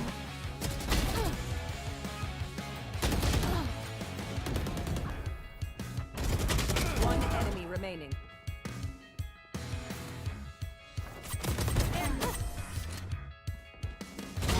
No rebirth for you.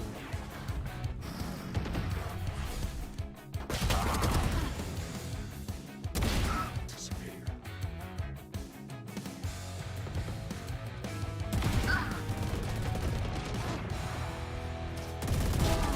Where is it?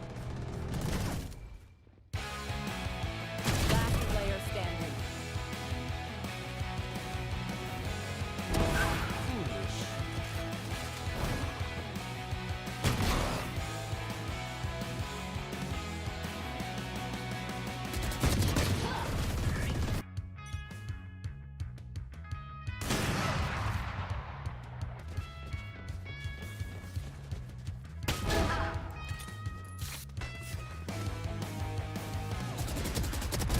Night night.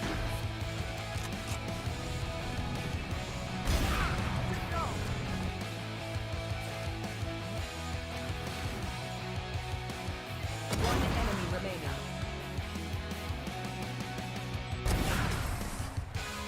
Sight. Enemy kill.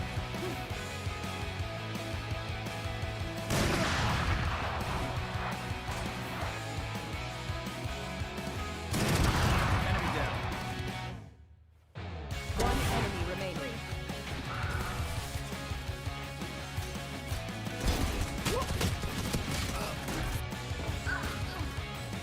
One enemy remaining.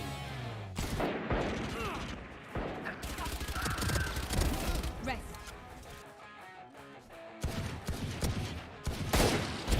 Oops.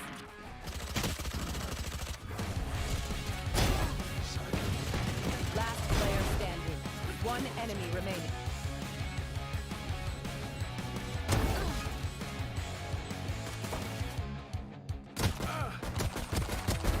Engineers down. Player standing.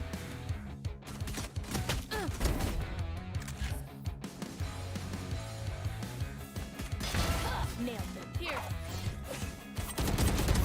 Give me the. We tend to dust.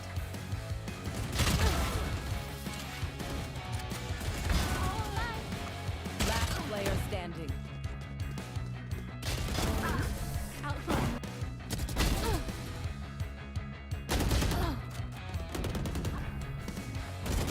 One enemy remaining.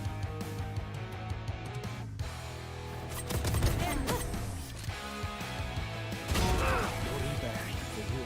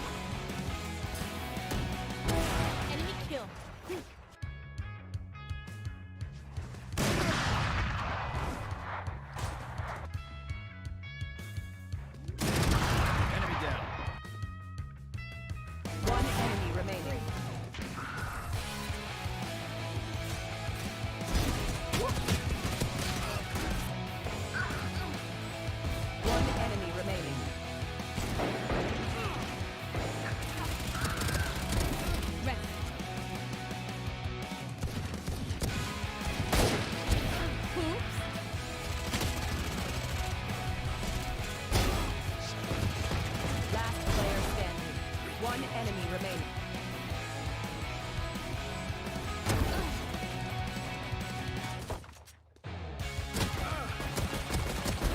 Engineers down. Last player standing.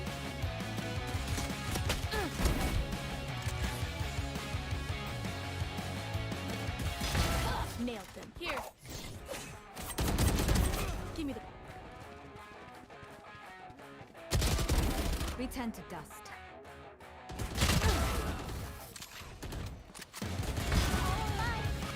Last player standing. Outrun.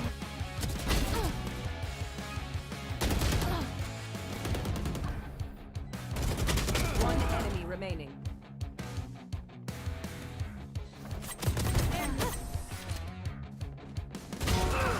Berry for you.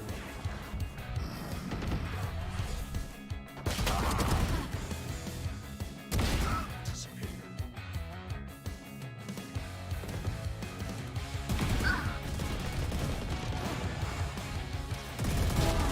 Where is it? Last player standing. Foolish.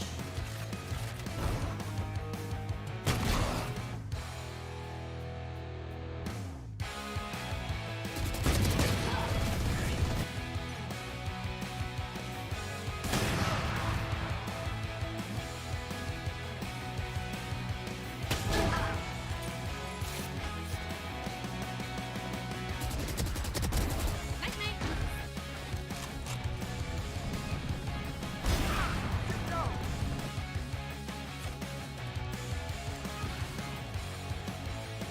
One enemy remaining.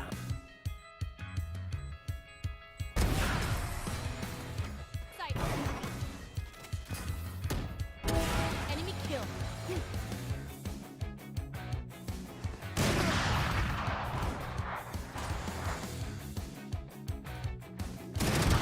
Enemy down. One enemy remaining.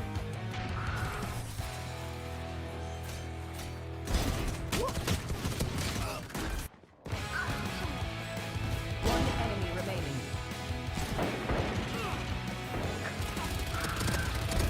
Rest.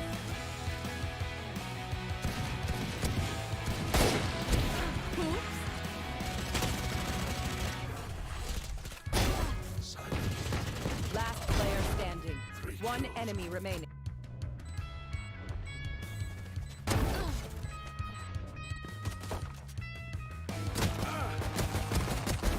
Engineers down. Last player standing.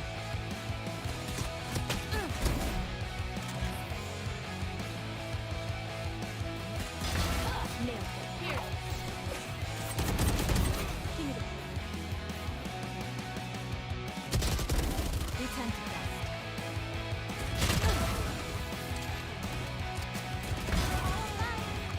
Last player standing. Outrun.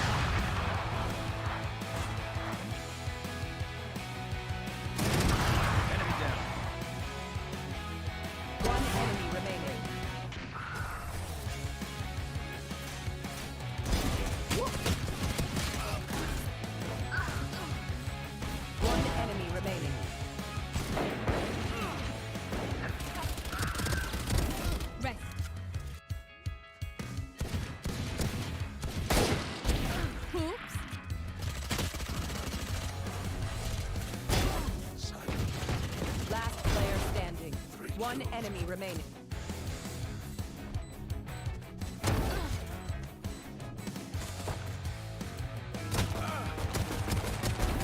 Engineers down. Player standing.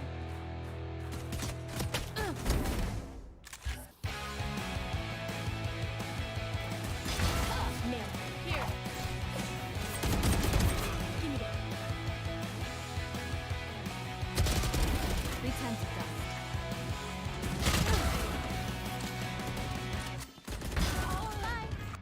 Last player standing. Out front.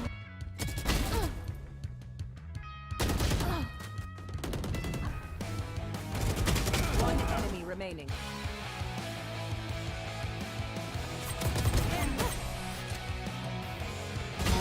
Loading back for you.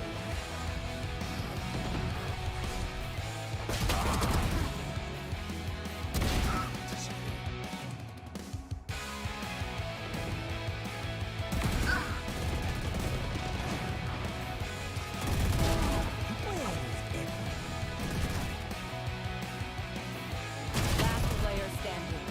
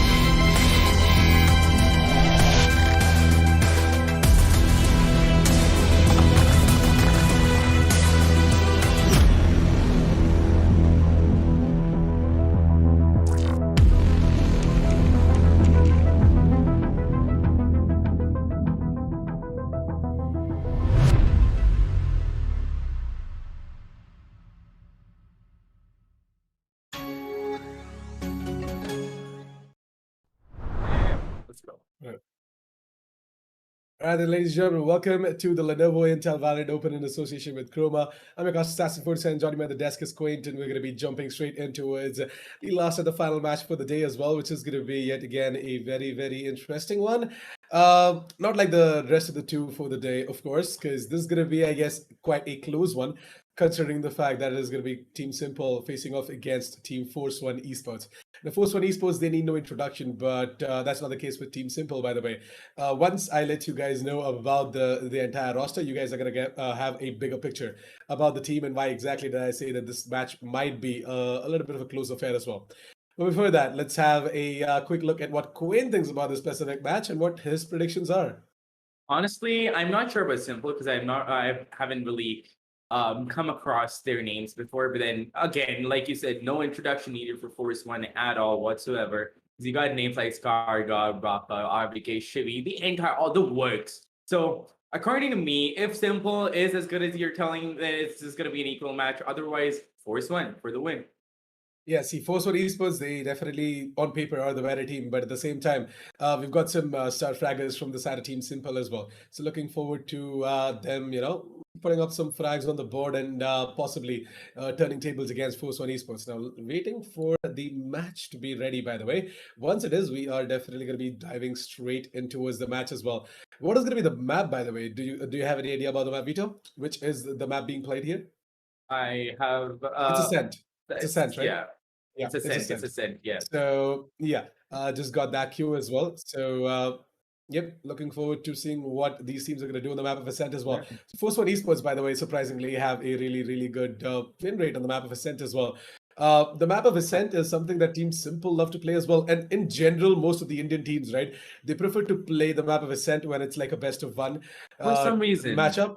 Yeah, Yeah. when it's a best of one matchup, most of the teams they do tend to play the map of Ascent, and it's got to do with the simplicity of the map as well. You don't really have a lot happening screen, and it sometimes becomes really easy to make the comeback or even get that massive lead and that momentum as well right at the bat. So the map of Ascent, it surely gives you that added advantage.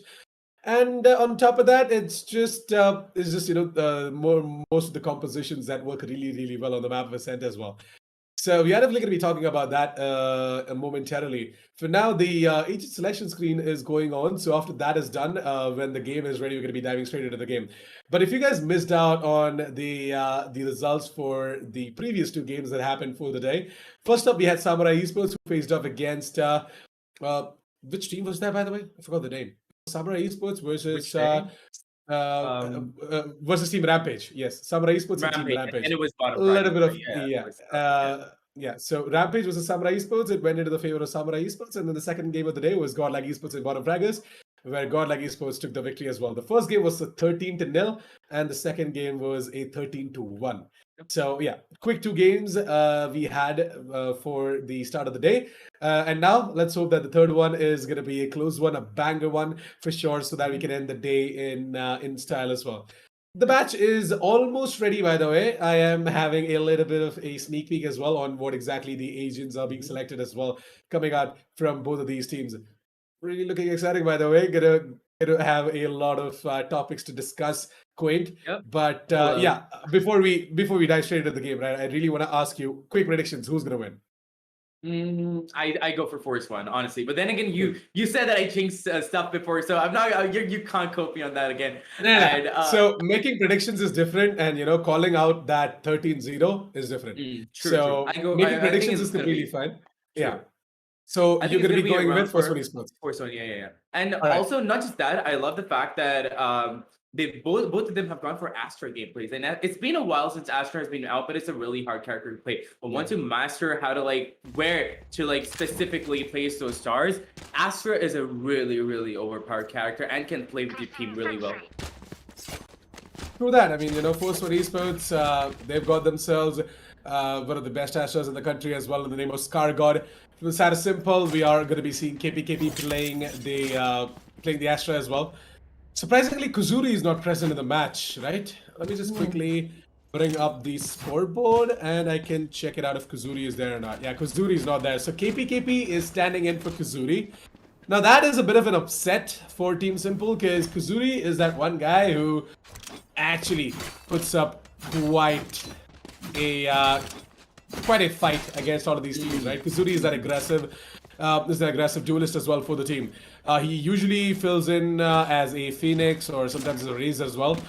Phoenix, I guess, is his poison, so he loves to go ahead and pick up that Phoenix as well. Now the thing is that Kuzuri has some sort of technical issue, so it's going to be KPKP to fill in for him. Now that is a bit of a worry. I'm not saying that KPKP is a bad player or something like that, but at the same time, the absence of Kuzuri is definitely going to hurt Team Simple. Yeah. Because, your star fragger not present in the match kind of hurts, right? And look at that. Look at Power over here. I'm sorry, the Astra over here just becoming starting a cult. They're just starting a cult right now. Look at that. Look. Yep. Let's just walk around the Astra as well, guys. Let's carry on with the tradition as it is always. Exactly. And yeah, that pause did come in, and we're gonna have to wait it out for a few more minutes as the technical issues are gonna be fixed on one of the teams. And I think it was on KPKP, something about about Mumbai rains coming down hard or something. I'm not sure. And it's raining everywhere, right? It's kind of raining everywhere, and I wish. Sadly, not in Chennai. It's really annoying. I wish it were raining here. It's not even raining as hard, and it's really hot. And considering the fact that I don't have an air conditioner, it's how are you doing this? So yeah, it makes me lose focus a few times because it's super hot here. But yeah, it's not raining everywhere. I wish I could take some of those Mumbai rains and bring it over to Chennai. Yeah, especially down here in Bangalore, right? You get these rains quite often. So. Not a problem in that. Bangalore weather is kind of chill and mellow, very mellow. I love it. Yeah, very mellow. Yep. Now the thing is that with all of these rains and storms happening across the country, there are a lot of tech issues that do pop up, right? So that kind of puts the players as well in a very bad mood. They're like, come on, man, why? Today was a very important game. Now Kuzuri. If I'm not gonna be able to play, then it's gonna be tough for my team. Exactly. This So is something yeah, that this is something that concerns everyone. So exactly. Puts a few teams at disadvantage. yeah, KP. I'm definitely sure of his potential. Yeah, the guy is a great controller slash sentinel. So looking forward to seeing if KP can fill in the shoes for Kazuri right now. It's gonna be RVK to be playing a lot more aggressive. Yeah, and he does put that his drone down there real quick, just to, like, get a little bit of information, and a little bit of information does go out from Power 2 as they go in for a mid take. They're gonna be placed a little spread out. Knight Rider over there is holding short, looking for that A push, but then nobody's gonna be pushing A. But a cheeky angle was held by short, and there are multiple flags going out as the defense is getting. And Power, what are you doing? Gets RVK and Chibi right off the bat as he expects that hold down there back of sight. And it's down to a 2v3 situation. There were so many frags going out there, Assassin. It was really hard to see what was even going on. The drone is still out there. It is still going to give them a little bit of information, and the information has gone out. They know that there is one player at least over there, but they're not sure whether both of them are there or not. So they're going to be holding down those angles from back of sight just really carefully. The molly is going to come out from Phoenix over there, but a beautifully placed star over there by Astra, and the gravity belt does come in, pulling him in, and just gives him the disadvantage that the defense needed to take the round out. The attackers needed to get the round out, and KP with this beautiful right-click sprays. I mean, the right-click classics, whatever that's called, I'm not really sure, but the shotgun sort of mechanic. I love how overpowered that classic is, Look at this. Look at Power just getting 2 beautiful kills over there, rushing into sight from an unexpected location and just shutting them down. It's a beautiful round coming in to start it all off. I'm not gonna lie, the utility usage coming out from the side is simple, right? It looks so goddamn good. Yeah. Like, the way the Astral Stars were placed as well across the side, right? It was such a beautiful setup coming out from KP, and it really goes on to show as well. And I love when teams actually capitalize on top of the utilities their support players are putting down as well. As soon as that gravity well was put down, right? As soon as that gravity well was activated, there was one player to peek out from the boathouses and get that frag as well. So this is something that me as a talent I love to see. And I really hope most of the teams adapt and evolve as well in that specific play. Because, see, still now, most of the teams, they don't really use the abilities or the utilities coming out from the agents to their max potential. I've seen this. Most of the teams in the country. Right? I'm not talking about most of the top tier teams, but I'm talking about the semi-professional teams out there as well. They usually just take it down to raw aim fights. But that's not what's the objective here. Valorant is a team game, and the abilities and the utilities is what makes it unique and challenging to crack open the defense or the execute coming out from your opponents as well. Yeah, and honestly, Valorant is a game that is entirely based on utilities. Like, once you get like the utilities right at the down at the right time and help your teammates out with their utilities and play around each other's utilities, it's a really it's going to be a really good match for you. Whoever gets the utilities down properly is the one who's going to win. It's not even about aim game anymore. Valorant is a utility based game. And and Simple seems to be doing just that and showing us exactly what their utilities can do. And I am feeling a little scared about my prediction because it may just come wrong, because you might just be right. Simple is a force to be reckoned with, and they just might take the win. And we are going to go out of the pause here, 15 seconds on the clock to get into the round.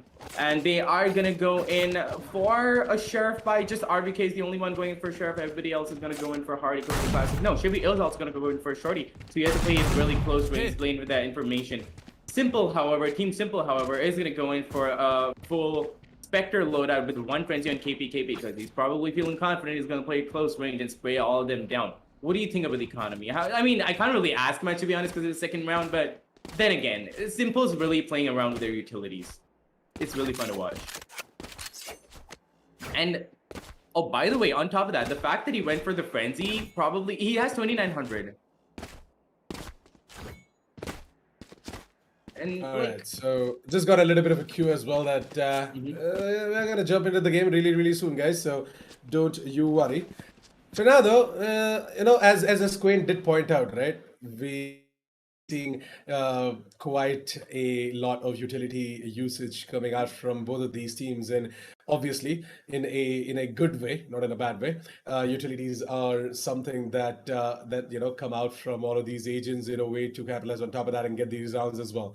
Now, what I need both of these teams to do is, especially Team Simple, focus a little bit more on that utility usage as well, because that is something that is going to help you get more and more rounds against ForceOne Esports later down the line. For now, though, you got yourselves the pistol round. You're going to get the round following that as well, considering the fact that you've got better sets of weapons. You're going to be pulling out the SMGs as well this specific round. So after round number 2, when the full buy comes out from the side of ForceOne Esports, you can't just take it down to raw aim fights, right? Because ForceOne Esports, if they are feeling it, if they're having a really, really good day, if they have got their hands warmed up and stuff, they are going to go ahead and take you down, no questions asked whatsoever. So utility usage is something that is going to come in your hands when you are going to go ahead and put it out there. You're going to bamboozle the players from side of ForceOne Esports, and you're going to sort of play around of that utility as well. So when it comes down to the utility usage, if Team Simple can just focus a little bit more on that, and they can, by the way, judging from the pistol round, KP, he has got amazing synergy, amazing coordination with the team. And I love this, by the way. Being a substitute player, right? Being a substitute player, have that with the active 5 is something that is really surprising, because most of the times it's not the case. Yeah, and to be honest, on top of that, if I might add, Valorant is again like a utility-based game, like I said, and if you know how to use your utilities and work around them, again, it doesn't even matter. You got a lot of walls, yes, but then you work around the walls. Most of the walls are bangable here, and you make your own walls in this game, and that is what I love about Valorant. And straight out the bat, we are gonna go in for an aggressive push there with the attackers going in for the A take, and there's just gonna be.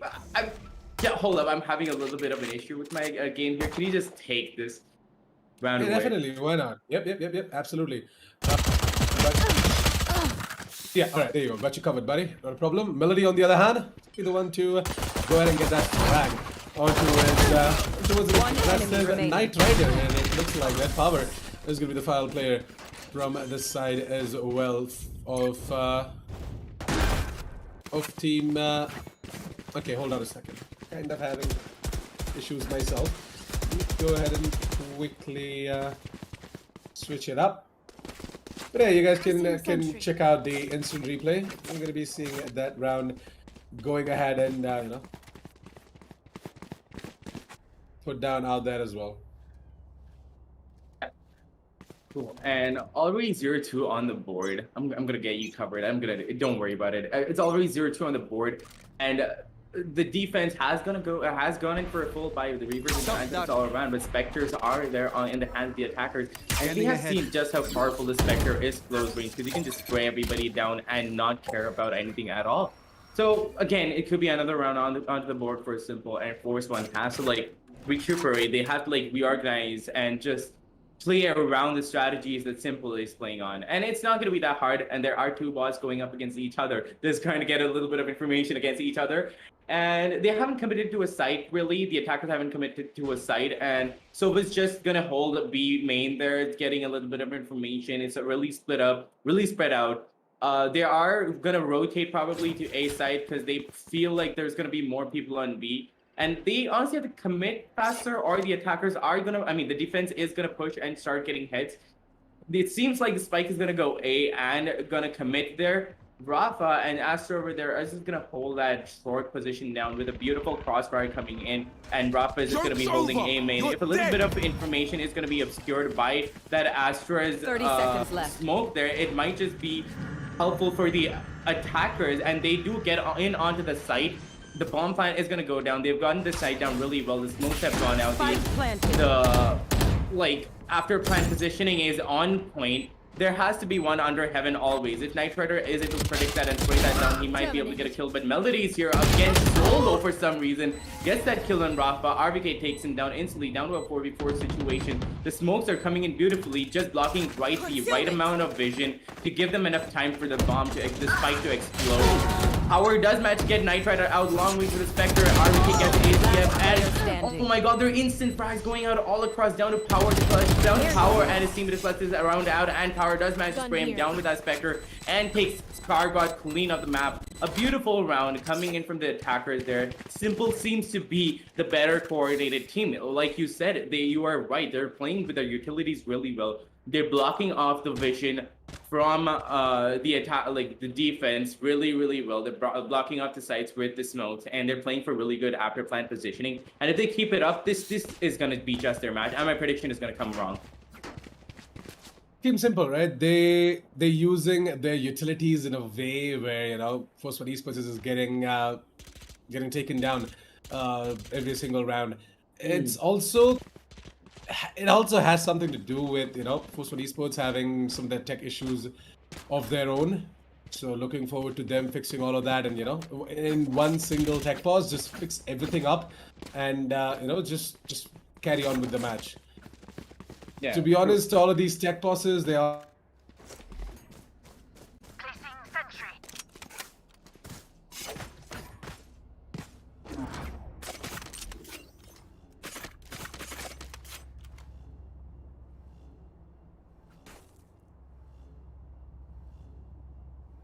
Hey. I guess Team Simple this time around, though, they're also looking to head up over towards the B side. For now, though, the Astra and the Jet both are going to be over towards the A lobbies.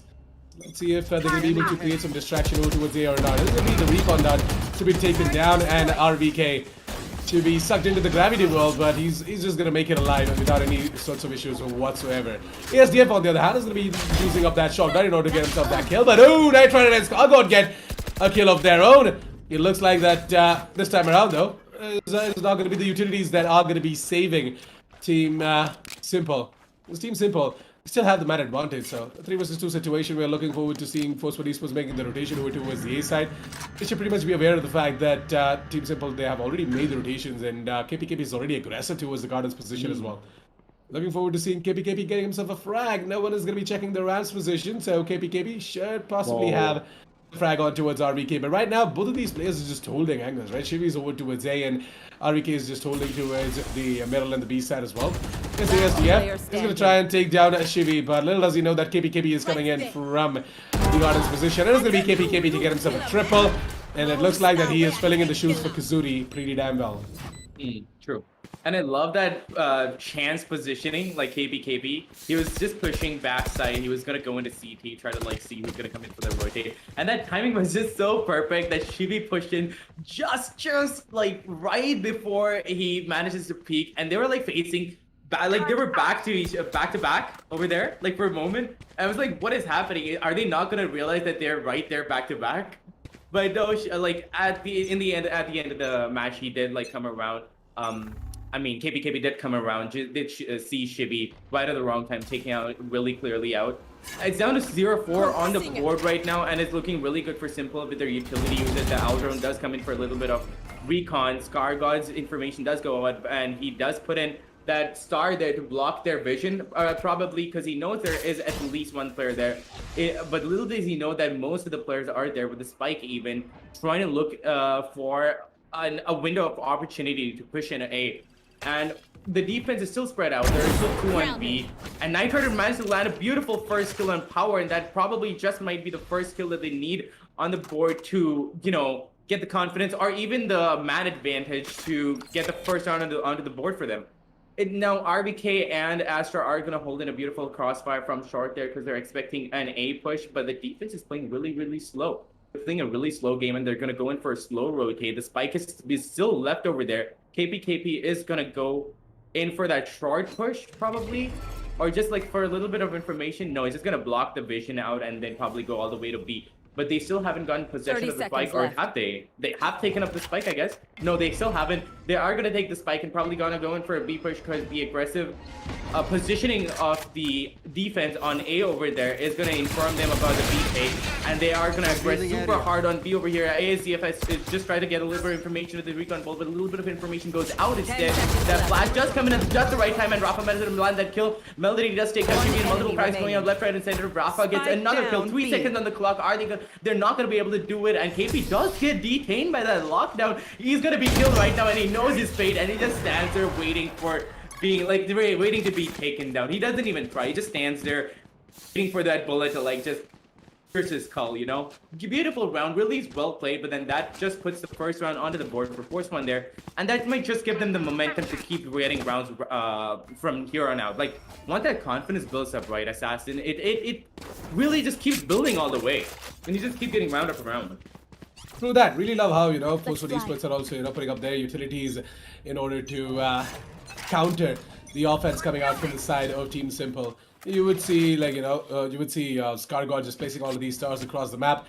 He is going to put down, you know, some of the stars in crucial positions where the possible hit might come in from the side of Team Simple. And you see that specific star being put up over towards the tree rooms. It definitely is going to help him. We are going to be seeing, you know, as soon as Knight Rider is going to miss a shot, there's going to be ScarGod to go ahead and get himself that specific concussion in as well. Power, on the other hand, is going to move in towards the side alongside his comrade. That is going to be the Phoenix, and KPKP is going to plant the spike as well. The A side is in complete control of Team Simple. And in a 5 versus 5 situation, it's going to be time for Team ForceOne Esports to go in for the retake. Now, Knight Rider with that operator, not really sure what he's going to be able to do though, but we definitely know for a shot. We definitely know for a fact that ScarGod is not going to miss. So go ahead and take down the Killjoy from the side of Team Simple. So with that, we are no longer going to be seeing the lockdown coming in. ASDF, on the other hand, might just move in towards the tree rooms, and yep, he's going to get the frag on towards ScarGod as well. We are going to be seeing that. We are going to be seeing that specific Astra's Cosmic Divide being put up as well, and Power and Knight Rider, they both are going to have a 1 versus 1 of their own. Power does miss out on the blades, but most importantly, he gets the frag. So.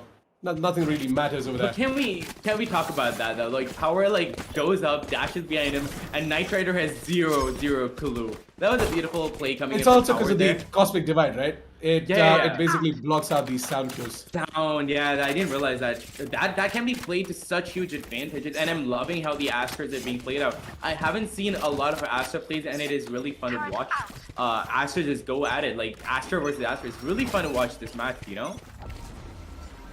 And the initial gravity well does come in, like does manage to make his owl drone vulnerable for some reason, and he's still gonna be able to get out a little bit of information. He knows at least one is on B side there, but they are not really sure about how many are gonna be on B. They might decide to aggress on B with that ult that Phoenix has just put out to get a little bit of information. And Rafa does put down the molly, but does get instantly taken out by Hellar, and Chibi does go down to the hands of LR2. I mean, Hellar2 is down to a 3v5 situation. Looks like it's going to be another round onto the board for Team Simple here. Beautiful utilities coming out all around. Those flashes are just on point. Power knows exactly where ScarGod is and manages to tag him so much that he's down to 8 hit points. He is going to hold down that CD position, and his teammate is all the way out on B main. Are they going to be able to retake this? I'm pretty sure they're not. They're going to play it safe. They're going to take the wiser choice and just like fall back and save their guns.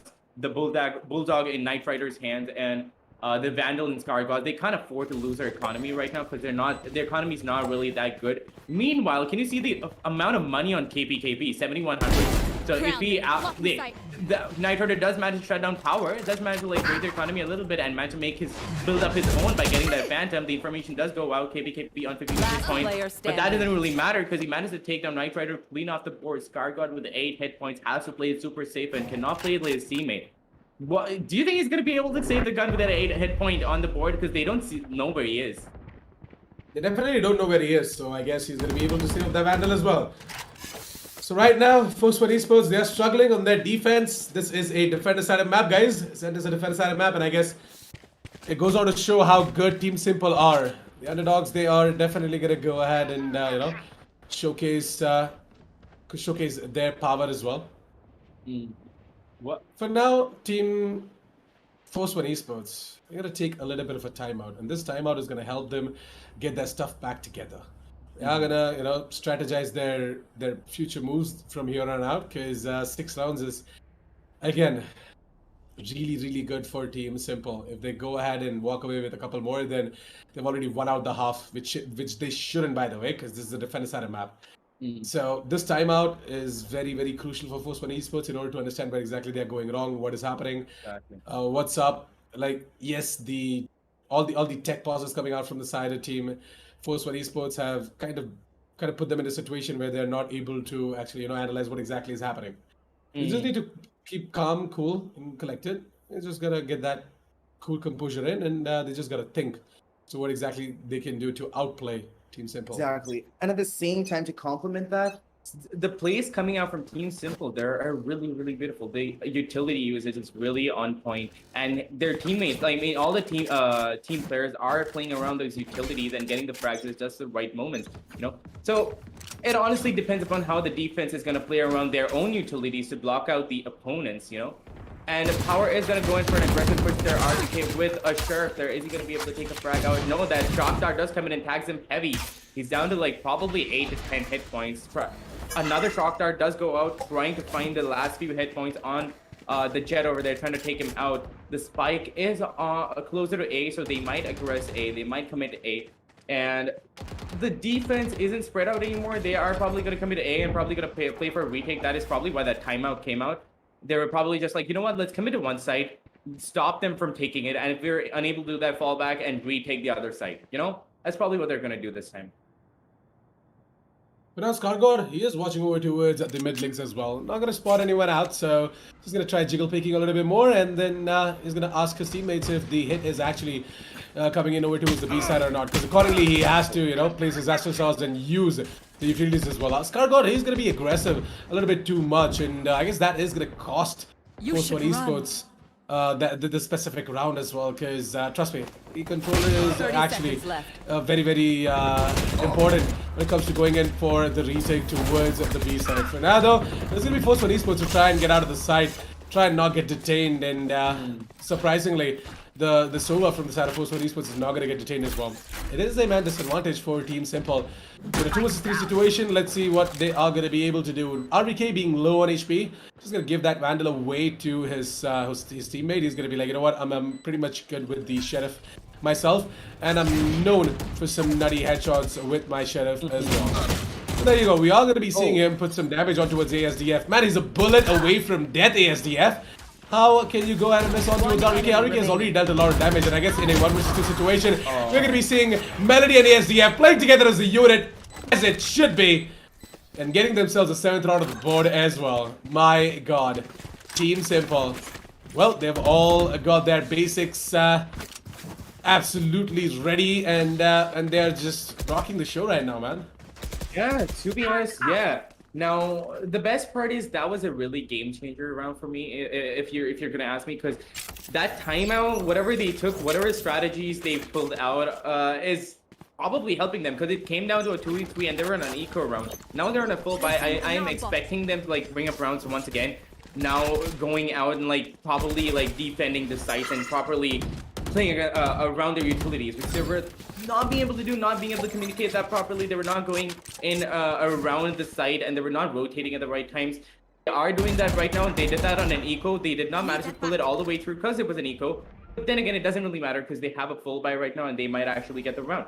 The attackers are going to be spread out, and so is the defense, but barely anybody on B though. It's mostly a mid and A concentration. And if that really works out for them, this might be another round under the board for the defense. And everybody's going to be playing it really slow, playing for information, playing for the first person to peek, but like just playing for that peek of the fans, And Knight Rider over here is going to be holding a really advantageous position, but at the same time really risky because he has to dash out, and he knows that is why he's playing it as Jet. He does that. Information does go out. He's going to go in for another kill, but he can't because the Aldrum comes in, and Power over there. Meanwhile, in the background gets 2, but Skargor trades him out and gets ASDF and Hellar instead. Down to a 2v3 situation. It just might be anyone's round right now. What do you think is going to happen? 30 seconds left. It might go easy moves actually. It's going to be depending on to how exactly Power is going to be able to take down his nemesis. Is going to be Knight Rider, but it looks like that Knight Rider is going to get the better of him. In a 2 vs 2 situation, this might just be in the favor of ForceOne Esports, because ForceOne Esports got Skargor ready. They've got Knight Rider as well, so Skargor can actually place the stars, and he can just suck all of these players out from the side of Team Simple, out of the hiding holes they are going to be in. But at the same time, you really can't forget the fact that the rest of the 2 players from the side of Team Simple themselves are Killjoy and Astra. Both of them have got their own utilities to work around with. using which they can actually stop this retake attempt coming out from the side of ForceOne Esports. And that is exactly what happened as well. We're going to be seeing Knight Rider going to go in for the save, and he's going to get himself a frag as well on towards KPKP. So all in all, no harm, no foul. Knight Rider is going to be able to carry forward that specific operator on towards the next round. But to be honest, I really am scared for ForceOne Esports. They're not able to get all of these rounds that should have been theirs, by the way. But at the same time, can't really forget the fact that Team Simple are so goddamn good.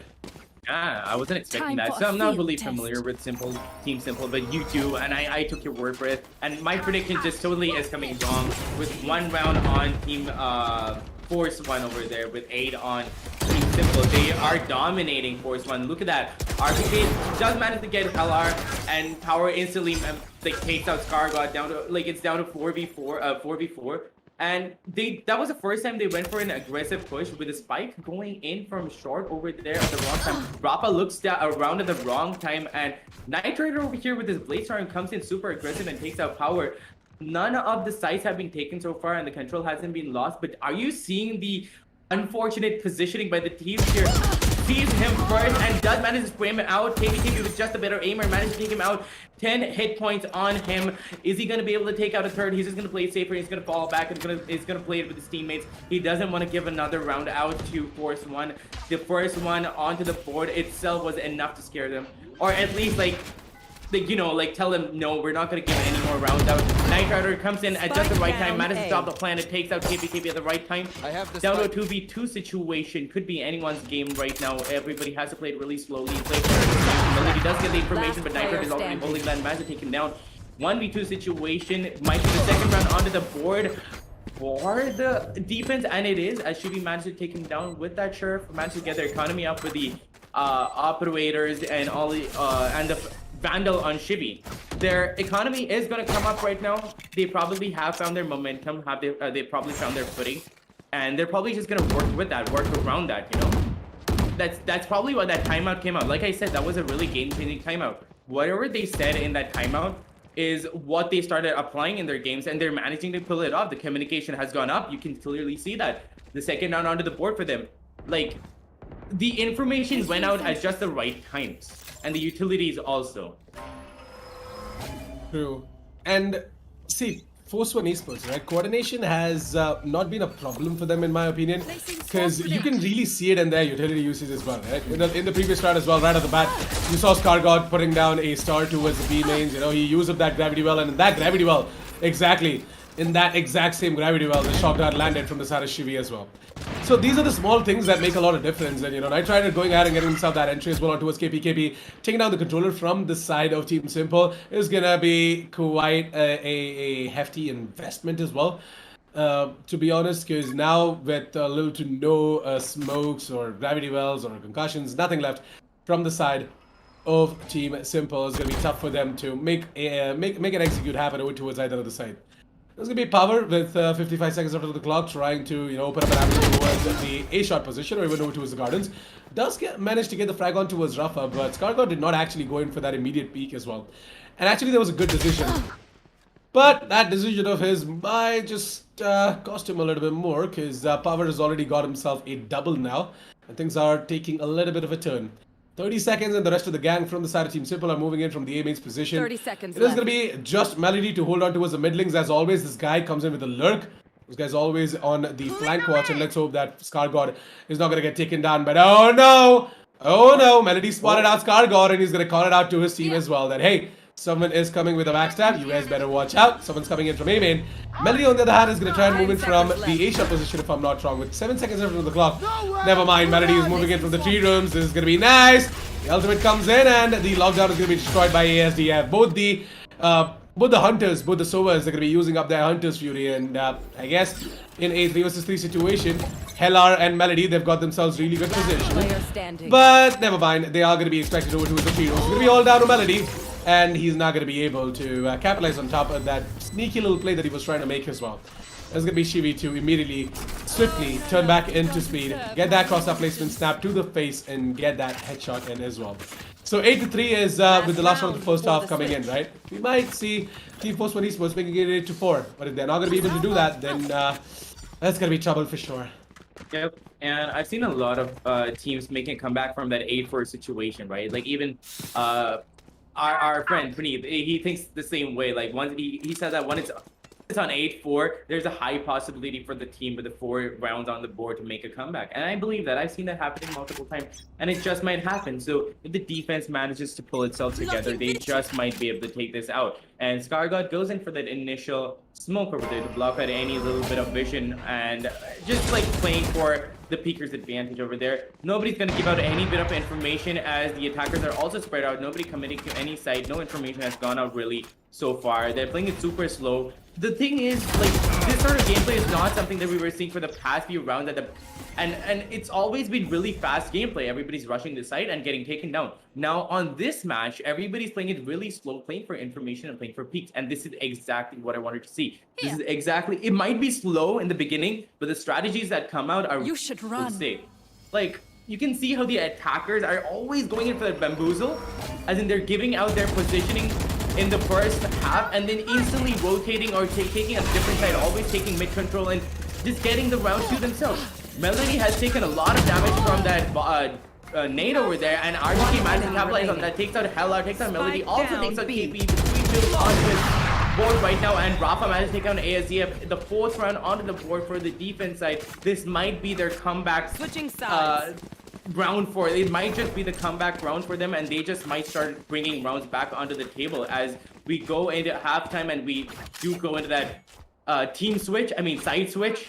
They just might start bringing it back on the attacker side because their strategy on the attacker side just might be different. They just might not be able to. They just might be able to outplay Team Simple this time. You know.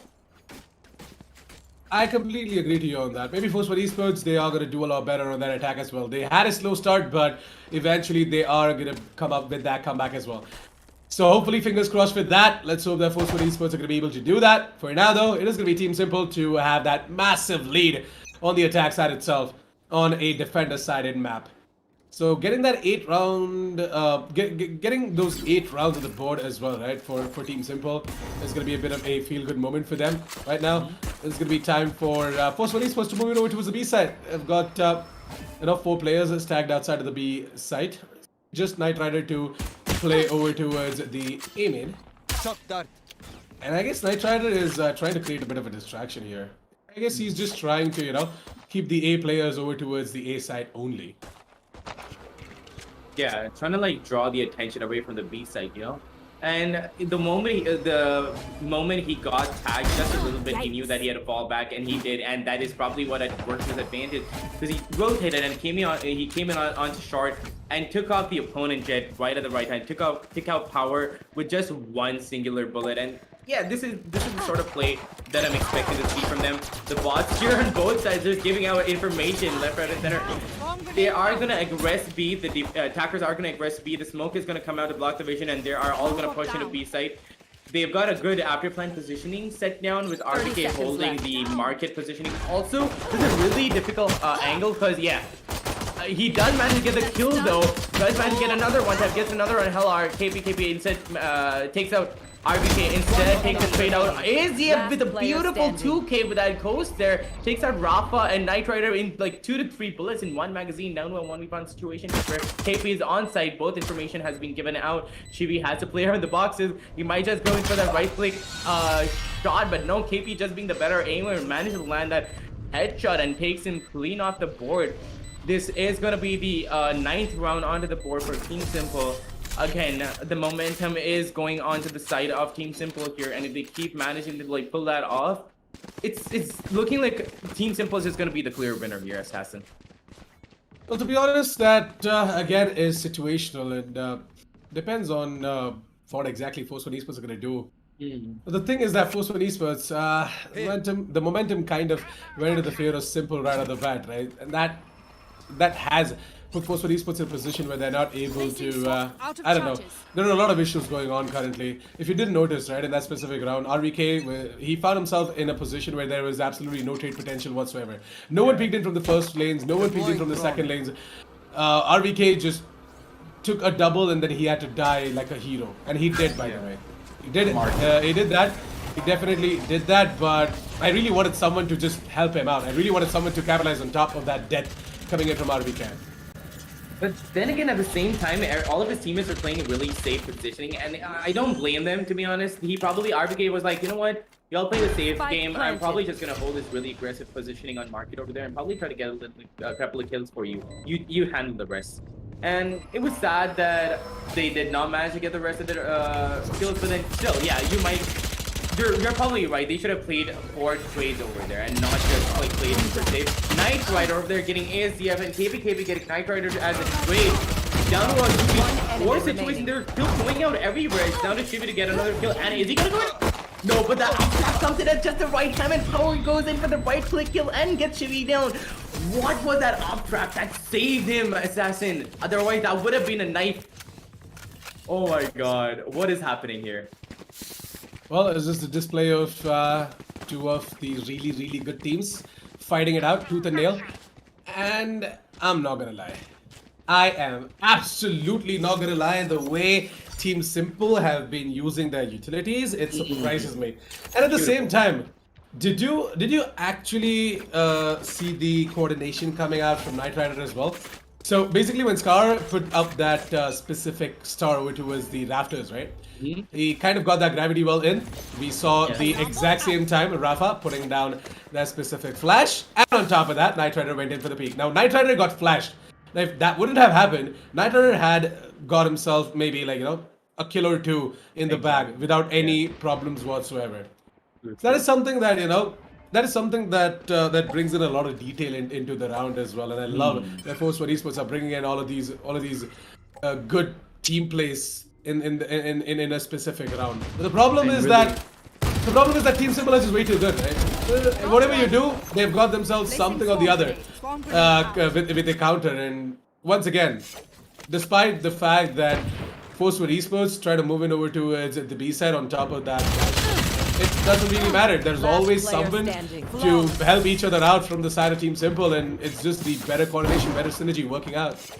Exactly, and the 11th round onto the board for Team Simple there. I just feel like their utility usage is just superior. And at least, even if it's not that, they're really good with Ascent. This might just be their map. So for future events when they're coming in, I'm just going to say that Ascent is their map. They're really good at it. They know exactly where Astra has to place the stars. They're playing around the utilities. They're blocking out the vision at the right time. Astra's stars are coming in at just the right moments. The gravity wells, the nebulas, the smokes, everything. It's on point. The flashes too. And honestly, ForceOne is not being able to, defend that, push that away from them. They're not being able to understand what is happening, and that timeout that they took in between did manage to give them a few rounds onto the board, but they have to start getting it going on the attacker side really soon because they're not using the utilities as much as they could. ForceOne is a really good team and it's a force to be reckoned with, but no, look at the frags going out down to a 3v4 situation already. The utilities are just not coming out from ForceOne. Sova has put in a few shock darts there to get a take out a little bit of health from the defense there, but none of them managed to land. 3v4 situation still on the board. It could be anyone's game. The Hunter Fury does come in. Chibi doesn't manage to tag anyone. Does manage to actually does manage to tag a little bit, but then that doesn't really matter because KPKP instantly takes down Chibi down to a 1v4 situation. The bomb has also been lost. This is not gonna be another round for the attackers here. There is no way in hell he is going to go around and take that spike. There is no way he's going to be able to take that because they're going to be camping. They know that ForceOne are good, so they're not going to take any chances 30 seconds left. They're really strong. They're really tight-knit. The defense is on point, and they're playing with each other. They're playing, how do I put it? They're helping each other so much that I'm loving their gameplays right now. Look at that. Look at that crossfire that they set up there. That's completely true. I don't know. They both are just having a really bad day, especially ForceOne Esports. It's like they've been hit by a storm or something like that. Speaking of storms, it's probably it also might be the network problems. I'm not sure where. So to be honest, before the match started, right, I did see the update coming out from RVK on his socials that there is a there's a lot of rain happening in Mumbai, and Get out of my he way. might have some issues. So I guess that is something that is hurting them as well. And RVK had some mouse disconnects at the start of the game, for which the tech pauses were taken. So I'm not really sure, man. Maybe it's just a bad day at work for ForceOne Esports. They have been having these bad days. I really pray that all of the bad days just go away for them, because I really want to see them perform really well. Yeah, exactly. And they're probably going to be the only solace. The only solace they're probably going to be having is after the matches. Then they're just going to be like getting some tired, just sitting down and enjoying the rain right now. Honestly, they're going to be like, you know what? Let's chill. That was a good match, but let's chill. Well, for now though, with 55 seconds left on the clock, ForceOne Esports are looking to move over towards the B side, if I'm not wrong. They did try and contest mid. They did try and take that control over towards mid as well, but it looks like that RVK finally called in that, hey, you know what, I'm just gonna put down this lockdown. Let's move over towards the B side, man. All you have to do is check over towards the boat houses. Please do that. Let's move into the side and get this round. Get the 5th round of the board and try and maybe make a comeback. Right now, Melody is just gonna exploit that specific gap that he had to hold on towards a boat house position. It always is there, by the way. When you place the lockdown over there, there's always a tiny little space where you can just, crawl in and be in the site. Buy some time for your teammates to move in for the retake. That's exactly what Melody did. Got enough time. Right now, the man advantage has been utilized as well. It's going to be time for RVK to step up. He's going to take down the SDF, and he knows that Hellfire... sorry, not Hellfire, my bad. Hell R is right around the corner as well. In the 2 versus 1 situation, it all comes out of Rafa.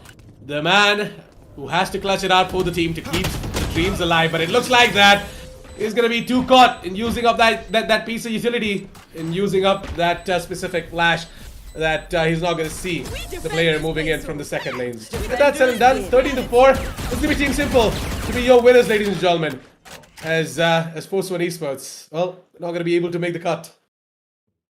And honestly, I was expecting much more from ForceOne, but I can't really blame them. Like you said, the rains are really coming in hard. And it's not just that; it might just be a bad day for them. That happens. Yep. Like we have seen like these players playing in Valorant before. They're so good with their utility, so good with their aim. Players like Rafa, like RBK, they're so good on the game that this just wasn't meant to be. I was expecting a neck and neck game, but it's just not their day. They gave their best shot, and Team Simple just did their homework. They did their practices, and they're really good in Ascend. And they're honestly, I feel like this entire thing was because of Astra. The Astra smokes coming out were beautiful, and it's very rare to see like Astra gameplay as good as this. See, I'm not gonna lie. Even though ForceOne Esports did lose out this specific match, right? Some of the moments that they had were really incredible. We are gonna be checking them out when the match highlight is ready, and as soon as it's ready, and as soon as it's ready, it's gonna pop up in front of your screens as well.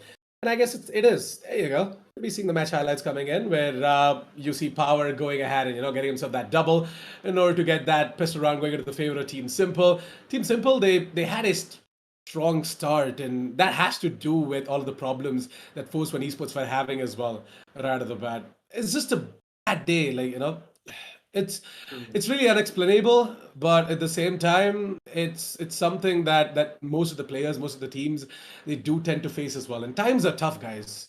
You actually can't really, go full ham on towards ForceOne Esports, saying that, hey, ForceOne Esports, you being a better organization, why are you guys losing against Team Simple? But hey, you gotta remember the fact that everyone has bad days, and today it was just ForceOne Esports. They are working on it, and I'm sure. And I'm sure that they are going to come out on top as well really soon. But you know what, guys? What I was trying to stress on was the fact that ForceOne Esports, despite having a bad day, they never fail to amuse us with the amount of utility usage, with the amount of trades that they got as well. And it was actually a really well-played match from both the sides, but it was just a little bit too better for Team Simple. Because Team Simple, not only were they winning out all of their aim fights, they were using their utilities, and despite the absence of Kazuri, they did not let that absence showcase in their gameplay. KPKP was an absolute beast, and I loved how he got himself multi-kills every single round using just his utilities. True. And honestly, like you said, just probably a bad day for Team ForceOne there. And honestly, I don't even believe that. I like to think of it as not you having a bad day, but more like the opponent just having a better day. It just happens sometimes. And you saw how they were going in for the rotates, and ForceOne had really, really good positioning. Even the utility usage was really good, but they were just unlucky because the opponents were having a better day. Team Simple's just came in at the right times. They had the right positioning at the right times. It was really unfortunate because when Team ForceOne was going in for the rotate, Team Simple would just push in at the wrong angle, which just happens to be a blind spot for Team ForceOne. And they were catching them off guard. That was really it. Otherwise, Team ForceOne is, as you know, a force to be reckoned with. And they still managed to get 4 rounds onto the board. But then again, yeah, like I said, just a better day for Team Simple right now. And there's nothing more that I can add to that, because if they had a really neck and neck day, like really equal on luck, it would have been like a 13-12 match. Like I would have really gone for a 13-12 or maybe even a 12-12. I was expecting this to be an overtime match, depending on how you told me about Team Simple and how I knew Team ForceOne is so good. I was expecting this to be going into overtime, you know? Yeah, I was actually expecting this to be a very, very close affair, but it looks like that ForceOne Esports, they just had a bad day, and Team Simple, they had quite an impressive day. Impressive showcase of the amount of grind that they have been putting into the game as well. So really happy with the performance coming in from Team Simple. Hopefully some of the other organizations are going to spot out that talent, and they are going to be giving them a chance as well under their banner. So looking forward to that. Now, to be honest, I really want to conclude the day by saying that, guys, ForceOne Esports, right? We all know what they are capable of. We all know for a fact that they have got themselves a lot of potential, and you guys saw that in their gameplay as well. It was nothing but a bad day, and you guys saw in front of your screens that they used absolutely every single utility they could, and they capitalized on top of the utility as well being put. They were doing everything. It was just that, it was not that day, and it happens. So I want you guys to go ahead and support ForceOne Esports as well, instead of going ahead and having on towards them saying that hey, ForceOne Esports, we lost against Team Simple. Team Simple don't even have an organization or something like that. Come on, guys, let's just be real. Both of these teams are absolutely amazing, and the match was a spicy one for sure. ForceOne Esports, I wish you guys all the best. Good luck for all your future tournaments, and I am definitely sure that you guys are going to bounce back stronger. So good luck for that. And Team Simple, you guys are going to be advancing on towards the next round of the Lenovo Intel Valorant Open, brought to you in association with Croma, by the way. But yeah, with that said and done, I guess we're pretty much done for the day. We had 3 exciting matches for the day, and all 3 of them were quite unique in their own way. The first 2 were absolute storms, but the third one, which we did think that is going to go the distance, did not actually go the distance. It kind of was a bad showcase as well, coming out from the side of ForceOne Esports because of them having a bad day.